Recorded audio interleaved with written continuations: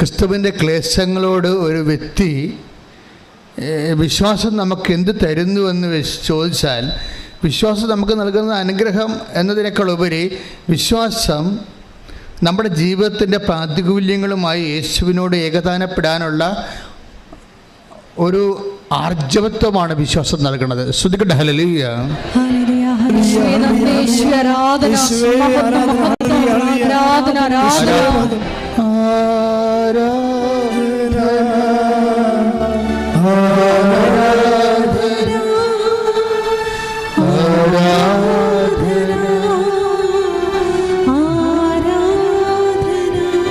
പരിശുദ്ധ പരമദിവ്യകാരുണ്യത്തിന്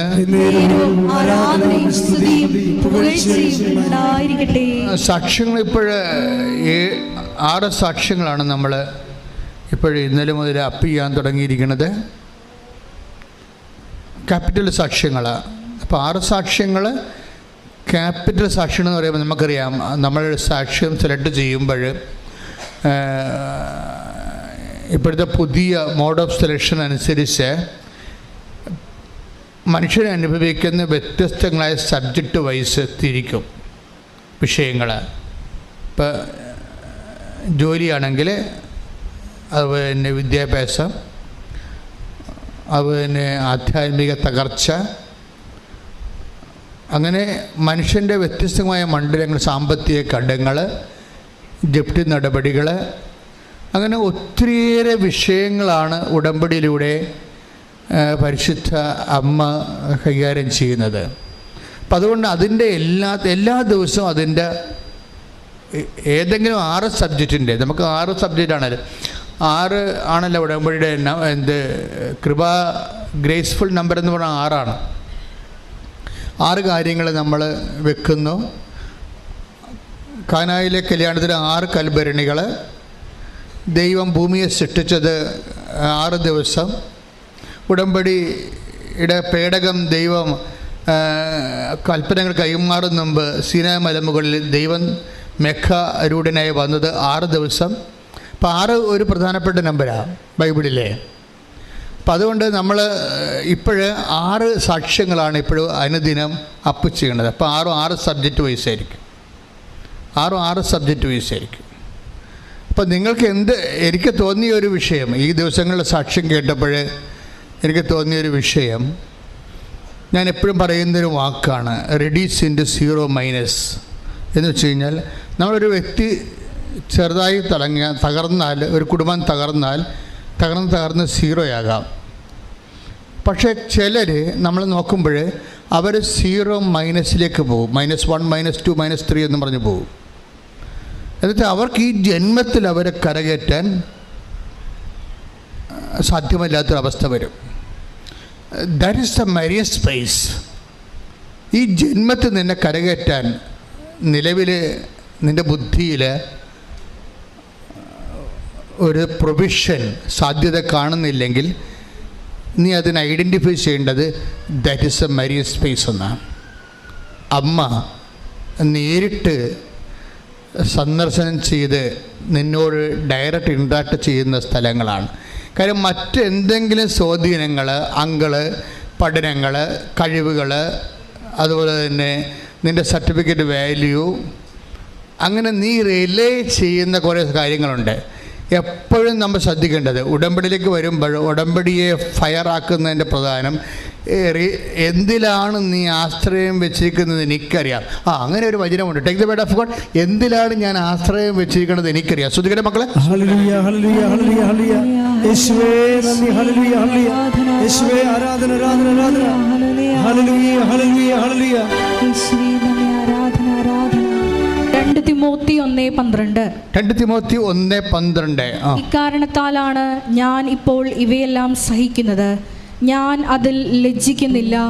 എന്തെന്നാൽ ആരിലാണ് ഞാൻ വിശ്വാസം അർപ്പിച്ചിരിക്കുന്നതെന്ന് എനിക്കറിയാം.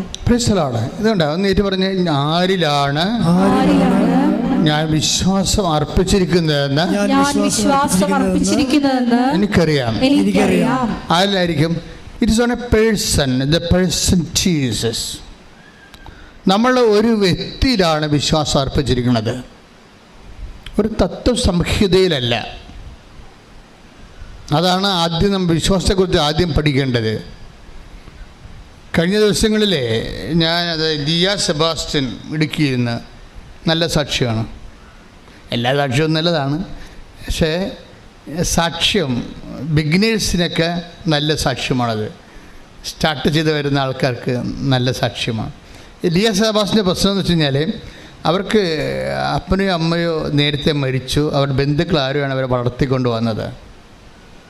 അപ്പോൾ നിങ്ങൾക്കറിയാമല്ലേ, അപ്പൻ്റെയും അമ്മയും ആശ്രയം പോയാൽ പകുതി ആശ്രയം പോയി. പക്ഷെ പകുതി ആശ്രയം പോയെന്ന് പറഞ്ഞാൽ അത് സ്പിരിച്വലായിട്ട് പറഞ്ഞാൽ അത് പ്ലസ് പോയിൻ്റാണ്. ശരിക്കും വിശ്വസിക്കുന്നവന് അത് പ്ലസ് പോയിൻ്റാണ്. വിശ്വസിക്കാത്തവർക്ക് അത് ദൈവം എന്നോട് അങ്ങനെ ചെയ്തു ഇങ്ങനെ ചെയ്തെന്നൊക്കെ പറഞ്ഞ് മോങ്ങി അവസാനം വരെ മരിച്ചു പോകും അവസാൾ. വിശ്വസിക്കുന്നവൻ അത് വെച്ചാണ് ബിസിനസ് ചെയ്യണത്. എന്താണ്, എൻ്റെ അപ്പനും അമ്മയും ഇല്ല, പിന്നെ ആരാണ് അപ്പൻ്റെ അമ്മയുടെ സ്ഥാനത്തുള്ളത്? 13. അതായത് ഈശോ ഇത് അപ്പനെ അമ്മയെ ഉൾപ്പെടെ ആരും ആശ്രയം വെക്കുന്നു. ഈശോയുടെ പാക്കേജ് അത് ഇല്ല. ശരിക്കും പറഞ്ഞാൽ ഉണ്ടെങ്കിൽ നല്ലതാണ്, ഇല്ലാത്തത് കൊണ്ട് ആരും അതിൻ്റെ പേരിൽ കടിച്ചു തൂങ്ങി വിഷമിച്ച് നടക്കേണ്ട കാര്യമില്ല. അതുകൊണ്ട് ഈശോ ഒരു സ്റ്റേറ്റ്മെൻറ്റ് വിഷയത്തിൽ ഇറങ്ങിയിട്ടുണ്ട്. എന്താണ്? 10:23 മത്തായിയുടെ സുവിശേഷം. ശ്രുതികട്ടെ ഹല്ലേലൂയ ഹല്ലേലൂയ ഹല്ലേലൂയ ഹല്ലേലൂയ ഹല്ലേലൂയ യേശുവേ നന്ദി. ഹല്ലേലൂയ ഹല്ലേലൂയ ഹല്ലേലൂയ ഹല്ലേലൂയ ഹല്ലേലൂയ. മത്തായി 23:9. സോറി. ഭൂമിയിൽ ആരെയും നിങ്ങൾ പിതാവെന്ന് വിളിക്കരുത്. Praise the Lord. എന്തെന്നാൽ എന്ത് പറഞ്ഞേ? ഭൂമിയിൽ ആരെയും നിങ്ങൾ പിതാവെന്ന് വിളിക്കരുത്. എന്തെന്നാൽ നിങ്ങൾക്ക് ഒരു പിതാവേയുള്ളൂ, സ്വർഗസ്ഥനായ പിതാവ്. ഇത് നിലപാടാണ്. വിശ്വാസം എന്ന് പറയുന്നത് ഒരു ആശയത്തിലുള്ള അവലംബമല്ല, മറിച്ചൊരു വ്യക്തിയോട് അടിസ്ഥാനപ്പെടുത്തിയുള്ള ജീവിതത്തിന്റെ നിലപാടാണ്. ശ്രുതികട്ടെ ഹല്ലേലൂയ ഹല്ലേലൂയ ഹല്ലേലൂയ പരമദിവ്യകാരുണ്യത്തിന് നമ്മൾ ആരാധിക്കുമ്പോഴും ദൈവത്തിന് മനസ്സിലാകണം. വേറെ ആർക്കും മനസ്സിലായില്ലെങ്കിൽ കുഴപ്പമില്ല. നമ്മൾ എല്ലാ മനസ്സോടും സർവശക്തിയോടും പൂർണ്ണ അറിവോടും സ്വാതന്ത്ര്യത്തോടും പൂർണ്ണ ഹൃദയത്തോടും കൂടിയാണ് ദൈവത്തെ ആരാധിക്കണമെന്ന്. അങ്ങനെ അതാണ് നമ്മൾ കളക്റ്റീവായിട്ട് വന്ന് ആരാധിക്കുമ്പോഴുണ്ടാകുന്ന ഗുണം. ഒരു പക്ഷേ വീട്ടിൽ നമ്മൾ ആരാധിക്കുമ്പോൾ ഇത്രയും സ്വരത്തിൽ ആരാധിക്കാമെന്ന് പരിധിയില്ല. ആരാധന അഭിഷേകമായി നൽകുമ്പോൾ ആരാധന സമൂഹത്തിൻ്റെ കൂടെ ചേർന്ന് നിന്നുകൊണ്ട് മനസ്സർപ്പിച്ചുകൊണ്ട് പരിശുദ്ധ അമ്മയുടെ കൂടെ സകല മലാഖന്മാരുടെ കൂടെ എല്ലാ വിശുദ്ധന്മാരുടെ കൂടെ കർത്താവിൻ്റെ തിരുസന്നിധിയിൽ ദൈവത്തെ അർഹമായ ആരാധന കരയേറ്റുന്ന സമയങ്ങളിൽ ശ്രദ്ധിക്കട്ടെ. ഹല്ലേലൂയ യേശുവേ നന്ദി. യേശുവേ ആരാധന. നമ്മളുടെ ജീവിതത്തിൽ എപ്പോഴും ഈശോ അതിനോട് ചേർന്ന് വരാൻ പറ്റുന്നത് എന്തുകൊണ്ടാണ്? ആരെയും പിതാവെന്ന് വിളിക്കരുതെന്ന് പറയുമ്പോൾ നമ്മൾ അപ്പനെ പേര് വിളിക്കണമെന്നല്ല എൻ്റെ അർത്ഥം. അൾട്ടിമേറ്റായിട്ട് നിൻ്റെ അവലംബം ദൈവത്തിൽ മാത്രമായിരിക്കണം. നിൻ്റെ പൊന്ന്, പണം, ബന്ധം, സ്വന്തം, ഇതൊക്കെ ചില സമയത്ത് പ്രബടാന്നിങ്ങനെ വീഴണത് കാണാം. നീ ആശ്രയം വെച്ച് അവലംബം വെച്ച ആൾക്കാർ അവസാന നിമിഷം നിന്നെ ഇങ്ങനെ തള്ളിപ്പറയും. നീ ഒത്തിരി മനുഷ്യൻ്റെ എന്നോട് ചോദിക്കും what is A tragedy of life, എന്താ മനുഷ്യൻ്റെ ദുരന്തമെന്ന് ചോദിച്ചാൽ ഞാൻ ഉടനെ പറയും മനുഷ്യൻ്റെ അവലംബങ്ങളാണെന്ന് പറയും. മനുഷ്യൻ്റെ അവലംബങ്ങൾ ബന്ധമാകാം, സ്വന്തമാകാം, പൊന്നാകാം, പണമാകാം, പാർട്ടിയാകാം, പറമ്പാകാം, ഇങ്ങനെ കുറേ അവലംബങ്ങളുണ്ട്. ഈ അവലംബങ്ങളിലെല്ലാം നിൻ്റെ ക്ലച്ച് വിടുന്നതനുസരിച്ച് കൊണ്ട് നീ ദൈവത്തിൽ ഫുൾ സ്വിങ് ആയിട്ട് നിനക്ക് അവലംബം കിട്ടും. അതിനുവേണ്ടി നമ്മൾ തകർച്ചയെന്നൊക്കെ പറയുന്നത് ശരിക്കും പറഞ്ഞാൽ ഉയർച്ചയാണ്. ആധ്യാത്മിക ജീവിതത്തിലെ നിങ്ങൾ തകർച്ചയെന്ന് പറയരുത്. തകർച്ചയെന്ന് പറയണത് ഇപ്പം നമുക്കറിയാം, ഗോതമ്പ് എന്ന് വെച്ച് കഴിഞ്ഞാൽ എന്താണത്? അത് ചൂടാണെന്ന് പറയും അല്ലേ? ആയുർവേദക്കാരാണൊക്കെ പറയും അത് ചൂടാണെന്ന് പറയും. എന്താണ്?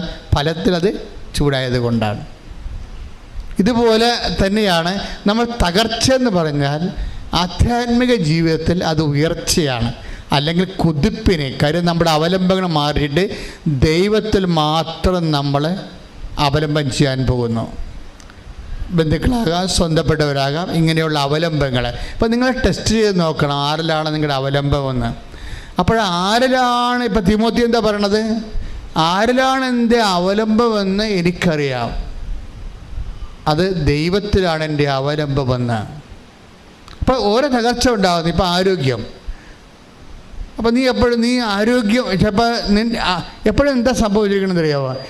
നമുക്ക് യുദ്ധം നടക്കുമ്പോൾ അറിയാമല്ലോ, എല്ലായിടത്തും ബോംബൊന്നും വീഴത്തില്ല.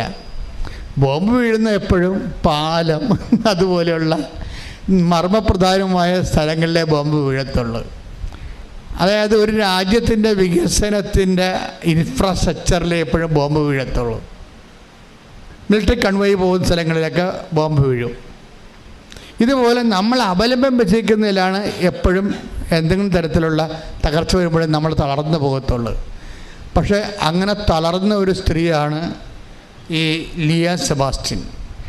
പ്രശ്നം വെച്ച് കഴിഞ്ഞാൽ അവൾക്ക് അപ്പനും അമ്മയും ഇല്ലാത്തത് കൊണ്ട് ബന്ധുക്കൾ അവരെ വളർത്തിയവർ അവരെ പെട്ടെന്ന് കല്യാണം കഴിപ്പിക്കും. അപ്പോൾ അവരുടെ ആഗ്രഹം ജോലി വാങ്ങിക്കുക. ഇപ്പോഴത്തെ എല്ലാ കുഞ്ഞുങ്ങൾക്കും ഉണ്ടല്ലോ ജോലി വാങ്ങിക്കണമെന്ന്. അപ്പോൾ ജോലി വാങ്ങിക്കുക, സ്വന്തം കാലം നിൽക്കുക, ഇങ്ങനെയൊക്കെ നമുക്ക് സ്വകാര്യമായ ആഗ്രഹങ്ങൾ എല്ലാവർക്കും ഉണ്ടാവും. അല്ലെങ്കിൽ നമ്മൾ മുരഞ്ഞു പോകും, അടുക്കളയിൽ തന്നെ കാണാത്ത കാരെ കെട്ടിടേണ്ടി വരും, നമ്മുടെ ജീവിതം തീർന്നു പോകും. അത് കാരണം പെൺപിള്ളേരെല്ലാം ശരിക്കും പഠിച്ച് എങ്ങനെയെങ്കിലും അതായത് അവരെപ്പോഴും നോക്കുന്നത് വിവാഹ അനന്തരമായ ജീവിതത്തെക്കുറിച്ചാണ് എപ്പോഴും ചിന്തിക്കുന്നത്. പ്രത്യേകിച്ച് കൂടുതൽ ചിന്തിക്കുന്നത് പെൺപിള്ളേരാണ്. അപ്പം അങ്ങനെ സ്വകാര്യമായിട്ട് ജോലി വാങ്ങിക്കണമെന്നൊക്കെ ആഗ്രഹിക്കാമല്ലാതെ സിറ്റുവേഷൻസ് അതിനെ അനുവദിക്കണില്ല. നമ്മൾ ചൊൽപ്പിടിക്ക് നമ്മൾ പറയണത് കേട്ടിട്ട് നിൽക്കാൻ വേണ്ടി നമുക്ക് അധികാരം ചെലുത്താൻ പറ്റിയ അപ്പനില്ല. നമ്മളിതൊക്കെ ചെയ്യണം അപ്പനെ കണ്ടിട്ടല്ലേ പെൺപിള്ളേരെല്ലാം ചെയ്യണത്. അപ്പൻ സ്ഥാനങ്ങളായി അമ്മ കയറി ഉടക്കിയാലും അപ്പൻ സ്ഥാനായിട്ട് നിൽക്കുന്നവർക്കറിയാം. കാര്യം അതാണ്, അവർക്ക് പെൺപിള്ളേരുടെ ആശ്രയം അപ്പന്മാരല്ലേ കൂടുതൽ, അമ്മമാർക്ക് അധികമില്ല. ആൺപിള്ളേർക്ക് ആശ്രയം അമ്മമാരാണ്. അപ്പോൾ അതുകൊണ്ട് അവർക്ക് ഒരു ആശ്രയമുണ്ട്. പക്ഷേ എനിക്ക് തോന്നുന്നു എൻ്റെ മക്കളെ നിങ്ങൾ ഓവറായിട്ട് അപ്പനായാലും ഇപ്പോൾ പെൺപിള്ളേരായാലും ശരി, അപ്പനോടായാലും ശരി, ആൺപിള്ളേർ അമ്മയോടും ശരി അമിത ആശ്രയം വെക്കരുത്. നിങ്ങളുടെ ദുഃഖം ഉണ്ടാകാൻ പോണത് നിങ്ങൾ എന്തിൽ ആശ്രയം വെക്കുന്നു അതിൽ നിന്നായിരിക്കും വരാൻ പോണത്. ചിലപ്പോൾ അവർ നേരത്തെ മരിച്ചു പോയെന്ന് വരും. അപ്പോൾ അതുകൊണ്ട് അത്രയും നമ്മൾ ഈ കോഞ്ഞാട്ടയായി നാണം കെട്ട് നാറി അവസാനം ദൈവത്തിൻ്റെ അടുത്ത് വരും. നിങ്ങൾ ആശ്രയം വെച്ചിരിക്കുന്ന ആളിൻ്റെ തട്ടും മുട്ടും കിട്ടിപ്പോയി കഴിഞ്ഞാൽ പിന്നെ നിങ്ങൾ ഒരു കാലത്ത് അവരുണ്ട്, ഇവരുണ്ട്, അങ്കിളുണ്ട്, ആനയുണ്ട്, ആൻറ്റിയുണ്ട് എന്നൊക്കെ പറഞ്ഞുകൊണ്ട് ഇരുന്നിട്ട് അവസാനം ഈ ആൾക്കാർ തന്നെ നിന്നെ കാല് വരുമ്പോൾ നാണം കെട്ടും നാണക്കല്ലും പറഞ്ഞ് നീ ദൈവത്തിൻ്റെ അടുത്ത് വരും. പക്ഷേ നിൻ്റെ മാർക്ക് കുറവായിരിക്കും. എന്താണ്? നിനക്ക് അവരുണ്ട്, ഇപ്പം നീ സബ്സ്റ്റിറ്റ്യൂട്ട് ചെയ്തിരിക്കുകയാണ്. അവരില്ലാത്തത് കൊണ്ടാണ് നീ ദൈവത്തിൻ്റെ അടുത്ത് ഇപ്പോൾ വന്നിരിക്കുന്നത്. അപ്പോൾ നിൻ്റെ ക്വാളിറ്റി പോയി. ദൈവതിരുസന്നിധി ഗുണനിലവാരം കുറയാതിരിക്കാൻ ശ്രദ്ധിക്കണം. ദൈവതിരുസന്നിധിയിൽ ഗുണനിലവാരം കുറയാതിരിക്കാൻ ശ്രദ്ധിക്കണം. അതിനെന്ത് ചെയ്യണം? ആശ്രയം വെച്ചിരിക്കുന്നവർ ആരാണെന്ന് അറിയണം. Take the word of read it again. ഞാൻ ആശ്രയം വെച്ചിരിക്കുന്നത് ആരാണെന്ന് അറിയാം. 2 തിമോത്തി 1:12 ഇക്കാരണത്താലാണ് ഞാനിപ്പോൾ ഇവയെല്ലാം സഹിക്കുന്നത്, ഞാൻ അതിൽ ലജ്ജിക്കുന്നില്ല. എന്തെന്നാൽ ആരിലാണ് ഞാൻ വിശ്വാസം അർപ്പിച്ചിരിക്കുന്നതെന്ന് എനിക്കറിയാം. അപ്പോഴേ ദൈവത്തിൽ വിശ്വാസം അർപ്പിച്ചാൽ എന്താ പറ്റണത്? ലജ്ജിക്കേണ്ടി വരത്തില്ല. വേറെ പൊന്ന് പാർട്ടി അതുപോലെ എല്ലാവരും ഇപ്പോൾ പാർട്ടിയിലൊക്കെ പ്രവർത്തിക്കുന്നവരുടെ 55 വയസ്സുകാർ കഴിഞ്ഞ ഒരു ചേട്ടനായി എനിക്കറിയാം. അങ്ങനെ പാർട്ടിയുടെ LC സെക്രട്ടറിയോ വേറെ എന്തോ ഏരിയ കമ്മിറ്റി അംഗമോ എന്തൊക്കെ വലിയ ആളായിരുന്നു. പക്ഷെ അങ്ങനെ ഒരു ലീഡറിനെ അടിസ്ഥാനപ്പെടുത്തിയാണ് ആ പാർട്ടി പ്രവർത്തിച്ചുകൊണ്ടിരുന്നത്. ആ ലീഡർ ഇടക്കാലം കൊണ്ട് ആ പാർട്ടിയിൽ നിന്ന് പുറത്തായി, വേറെ പാർട്ടി ചേർന്ന്. അപ്പോഴേ ഇയാളുടെ ആശ്രയം പോയി. മനസ്സിലായില്ലേ? പാർട്ടിയിലൊക്കെ നമ്മൾ പ്രവർത്തിക്കുമ്പോഴൊക്കെ വരുന്നൊരു വിഷയം, ഏതെങ്കിലും ഒരു ലീഡറിൻ്റെ കെയർ ഓഫ് നമുക്കുണ്ടാവും. പക്ഷേ ഈ ചില സമയത്ത് ലീഡർമാർ അവർക്ക് ഇലക്ഷനൊക്കെ വരുമ്പോൾ വേണ്ടത്ര പരിഗണന കിട്ടില്ല എന്നുണ്ടെങ്കിൽ അവർ ചിലപ്പോൾ കളം മാറി ചവിട്ടും. അപ്പോൾ എന്നാ പറ്റും? നമ്മൾ ഇത്രയും നാൾ അധ്വാനിച്ചത് മൊത്തം പോകും. പുതിയ സ്ഥലത്ത് നമുക്ക് ഗ്രിപ്പ് നമ്മുടെ ലീഡറിന് കിട്ടുന്നില്ലെങ്കിൽ നമ്മൾ ഗതി കിട്ടാൻ പ്രേതമായി പോകും.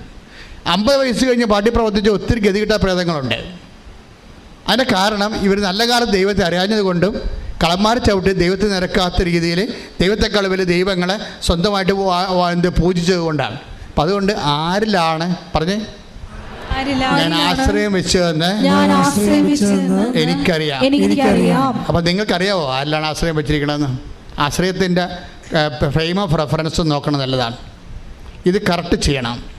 ഗുണനിലവാരമുള്ള റിലേഷൻ, ദൈവത്തോട് ഗുണനിലവാരമുള്ള ഒരു ബന്ധം ഉണ്ടാകണമെന്നുണ്ടെങ്കിൽ ആശ്രയങ്ങൾ ആരാണെന്ന് നോക്കണം ആദ്യം. ആശ്രയങ്ങൾ, ഇത് കാര്യം നമ്മൾ ഈ ഭൂമിയുടെ ഒരു കുഴപ്പമെന്ന് വെച്ച് കഴിഞ്ഞാൽ എന്ത് സംഭവമായാലും ചില സമയത്ത് ഇതിൻ്റെ വിലയില്ലാണ്ടായിപ്പോകും. ഇപ്പം നാട്ടിൽ മുഴുവനും കുറേ ആൾക്കാർ സീ വ്യൂ, ഐ വ്യൂ എന്നൊക്കെ പറഞ്ഞുകൊണ്ട്, സീ വ്യൂ, ലേക്ക് വ്യൂ എന്നൊക്കെ പറഞ്ഞുകൊണ്ട് ഇടിച്ചു തല്ലി ഒരു സെൻറ്റിന് 5 ലക്ഷം രൂപ വെച്ച് ഒരു കായലിറമ്പത്ത് സ്ഥലം മേടിച്ചിട്ടുണ്ട് ചില ആൾക്കാർ ഒരു കാലത്ത്.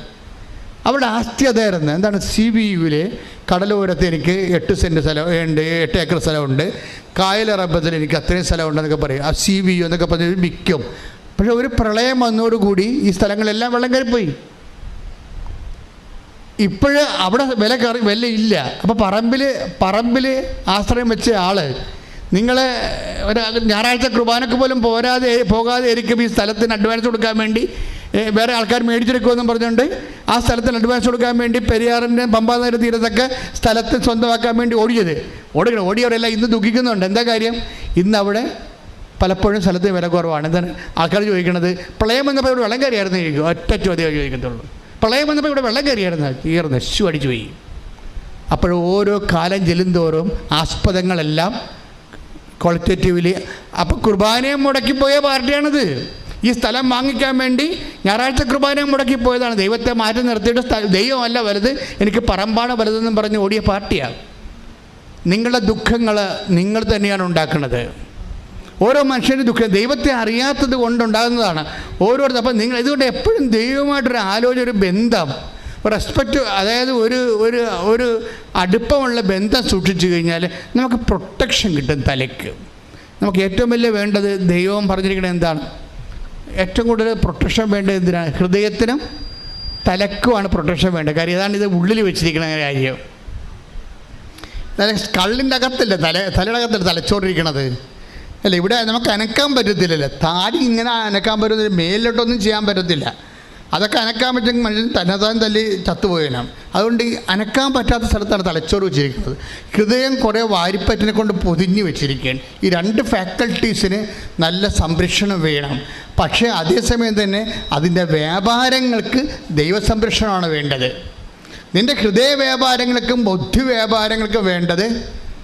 അങ്ങനെ ഒരു വചനമുണ്ടല്ലോ, ഫിലിപ്പിയർ വായിച്ച് നോക്കിയേ, ചിന്തകളെയും ബുദ്ധികളെയും. ഫിലിപ്പിയർ 4:6 അല്ലേ? ഫിലിപ്പി 4:6-7. ഫിലിപ്പിയർ 4:6-7.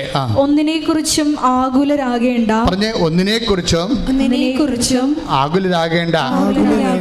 പ്രാർത്ഥനയിലൂടെയും അപേക്ഷയിലൂടെയും കൃതജ്ഞതാ സ്തോത്രങ്ങളോടെ നിങ്ങളുടെ യാചനകൾ ദൈവസന്നിധിയിൽ അർപ്പിക്കുവിൻ. അപ്പോൾ നമ്മുടെ എല്ലാ ധാരണയെയും അതിലംഘിക്കുന്ന ദൈവത്തിന്റെ സമാധാനം നിങ്ങളുടെ ഹൃദയങ്ങളെയും ചിന്തകളെയും യേശുക്രിസ്തുവിൽ കാത്തുകൊള്ളും. അപ്പൊ ക്രിസ്തുവിന് ഈ ബുദ്ധിയും ഹൃദയവും യേശുക്രിസ്തുവിനെ ഏൽപ്പിക്കണം. വേറെ ആരും ഏൽപ്പിച്ചിട്ട് കഥയുമില്ല. ഇതിനാണ് പ്രാർത്ഥനാ ജീവിതം എന്ന് പറയുന്നത്, ഇതിനാണ് ഉടമ്പടി ജീവിതം എന്ന് പറയുന്നത്. എന്താണ്? അതായത് വേറെ ആര് ഈ ബുദ്ധിയും അതുപോലെ തന്നെ ഈ ബുദ്ധിയും ഈ ഹൃദയവും കൈകാര്യം ചെയ്താലും നാളെ അറ്റാക്ക് ഉറപ്പാണ്, നാളെ സ്ട്രോക്ക് ഉറപ്പാണ്. ഈ സംഭവം ആദ്യമേ ഏൽപ്പിക്കേണ്ടത് ആരെയാണ്? ഒന്ന് പ്രാർത്ഥിച്ച് തലേ കൈ വെച്ച് ഇടത് കൈ കൊണ്ട് നെഞ്ചിലോ വലത് കൈകൊണ്ട് തലയിലേക്ക് വെച്ച് അച്ഛൻ്റെ കൂടെ ചെന്ന് പ്രാർത്ഥിച്ച്, കർത്താവേ, കഴിഞ്ഞ കാലങ്ങളിൽ എൻ്റെ ഹൃദയത്തെയും ബുദ്ധിയെയും കൈകാര്യം ചെയ്യാൻ ദൈവത്തിൻ്റെതല്ലാത്ത ശക്തി കേന്ദ്രങ്ങളെ ഞാൻ ആശ്രയിച്ചു പോയിട്ടുണ്ട്. കർത്താവേ, ബുദ്ധിയെയും ഹൃദയത്തെയും പൂർണ്ണമായി നിനക്ക് സമർപ്പിക്കുന്ന ഏറ്റെടുക്കുകയും 4:6 അനുസരിച്ചുകൊണ്ട് ദൈവിക സംരക്ഷണം നൽകുകയും ചെയ്യണമേ.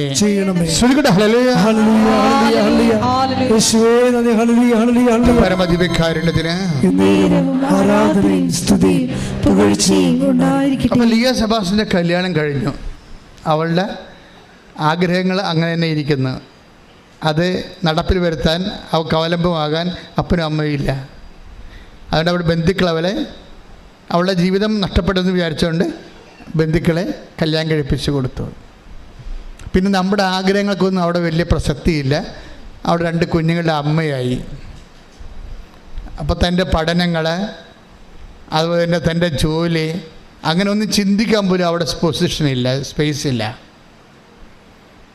അവസാനം 2 പ്രസവം കഴിഞ്ഞ കുഞ്ഞുങ്ങളൊക്കെ ഒരു 2 വയസ്സൊക്കെ 3 വയസ്സൊക്കെ ആയി കഴിഞ്ഞപ്പോൾ വെറുതെ വീട്ടിലിരുന്ന് ബോറടിക്കണമല്ലേ, ഇത്തിരി പഠിച്ചതല്ലേ എന്ന് വിചാരിച്ചുകൊണ്ട് അവളൊരു ജോലിക്ക് പോകും. അപ്പോൾ ജോലിക്ക് പോകുമെങ്കിലും ആ ജോലിയോട് ഭർത്താവിന് താല്പര്യമില്ല. ഓരോ മനുഷ്യൻ്റെ ടെൻഷൻ വരുന്ന സ്ഥലങ്ങൾ കണ്ടില്ലേ? സ്ത്രീകളുടെ ജീവിതം മുന്നോട്ട് പോകുമ്പോൾ വരുന്ന സങ്കടങ്ങൾ കണ്ടില്ലേ? ഇതെല്ലാവരുടെയും സങ്കടങ്ങളാണിത്. ലിയ സെബാസ്റ്റ്യൻ മാത്രമല്ല. അവൾക്ക് ജോലിക്ക് പോയി, വീട്ടിൽ ഇഷ്യൂസായി. കാര്യം നമ്മൾ ജോലിക്ക് പോകുമ്പോൾ ഈ കുഞ്ഞുങ്ങളെ വേണമെങ്കിൽ എന്തെങ്കിലും വീട്ടിൽ ശ്രദ്ധിക്കപ്പെടാതെ വീഴുക, തട്ടുമുട്ടുക, സമയത്ത് ഭക്ഷണം കിട്ടില്ലെങ്കിൽ കിടന്ന് കാറുക, അവർ ചിലപ്പോൾ വെയിലത്ത് എണ്ണയിട്ട് വെയിലത്ത് പോയി തലയിൽ പനി പിടിപ്പിക്കുക. പിന്നെ അത് വീട്ടുകാർക്ക് പിന്നെ വൈകുന്നേരം ആകുമ്പോൾ കുഞ്ഞുങ്ങളുടെ കരച്ചിലും, അപ്പോൾ നീ ജോലിക്ക് ഓടിയിട്ടല്ലേ എന്നുള്ള ഭയങ്കര ഡയലോഗും, ഭ്രാന്ത് പിടിച്ചു പോകും ജീവിതം ഇല്ലേ? ഇപ്പം ഇങ്ങനെ ഭ്രാന്ത് പിടിക്കുന്ന ഒരവസ്ഥയിൽ ഇവിടെ ജോലിക്ക് പോകുന്നുണ്ട്, പക്ഷേ ഇഷ്യൂസ് വീട്ടിലുണ്ട്. അവരുടെ അവസ്ഥ മടുത്ത്. ഇതാരുടെ ജീവിതമാണ്? നിങ്ങളുടെയൊക്കെ പലരുടെയും ജീവിതമാണ്. നിങ്ങൾ പല ആൾക്കാർ അനുഭവിക്കുന്ന അവസ്ഥകളാണ് ഇതൊക്കെ ശരിക്കും പറഞ്ഞാൽ. ഒക്കെ ഇത് മടുത്ത് പിന്നെ വെറുതെ വീട്ടിലും ജോലിയിലും അവിടെ പ്രശ്നങ്ങളുണ്ട്, പിന്നെ വീട്ടിലും ഇങ്ങനെ പ്രശ്നമാണ്. അയാൾ നിർത്തിയേക്കാമെന്ന് വിചാരിച്ചു. ജോലി അങ്ങനെ നിർത്തി. ഇപ്പോൾ ഭർത്താവിൻ്റെ ഒരു വഴക്ക് കുറഞ്ഞ്. ഇപ്പോൾ ഒരു ലേഡി അനുഭവിക്കുന്ന സ്വകാര്യ സങ്കടങ്ങളും സംഘർഷങ്ങളും ഉടമ്പടി എങ്ങനെ കൈകാര്യം ചെയ്യുന്നു? അല്ലെങ്കിൽ ഒരു ബോയ്, അല്ലെങ്കിൽ ഒരു ഒരു പുരുഷൻ അനുഭവിക്കുന്ന സ്വകാര്യ സങ്കടങ്ങൾ, നിങ്ങളത് ഉടമ്പടിയെ ആ ഒരു പെർസ്പെക്റ്റീവിൽ പഠിക്കുമ്പോഴാണ് നമ്മൾ ഞെട്ടിപ്പോണത്. ദൈവം ഈ കാലഘട്ടത്തിന് പറ്റിയ പ്രെയർ ഓഫ് ദിസ് ടൈം, ഈ കാലത്തിന് പറ്റിയ ഒരു പ്രാർത്ഥന. അതുകൊണ്ടാണ് നിങ്ങളെല്ലാം ഇങ്ങനെ ഇരച്ച് നിൽക്കണം ഇവിടെ. എന്തുകൊണ്ടാണ്? കർത്താവ് നിങ്ങളോട് സംസാരിക്കുമെന്ന് നിങ്ങൾക്കറിയാം. അമ്മ മാതാവ് നിങ്ങൾക്ക് വേണ്ടി മാധ്യസ്ഥം വഹിക്കാൻ നിങ്ങൾക്കറിയാം. നിങ്ങളുടെ പച്ചയായ ജീവിതമാണ് ദൈവം ഇവിടെ കൈകാര്യം ചെയ്യണം നിങ്ങൾക്കറിയാം. ഇന്നല്ലെങ്കിൽ നാളെ ദൈവം നിങ്ങളെ സ്പർശിക്കും. ഇപ്പം തന്നെ അത് സ്പർശിക്കാൻ വേണ്ടി അശക്തമായി സ്തുതിക്കട്ടെ. ഹല്ലേലൂയ.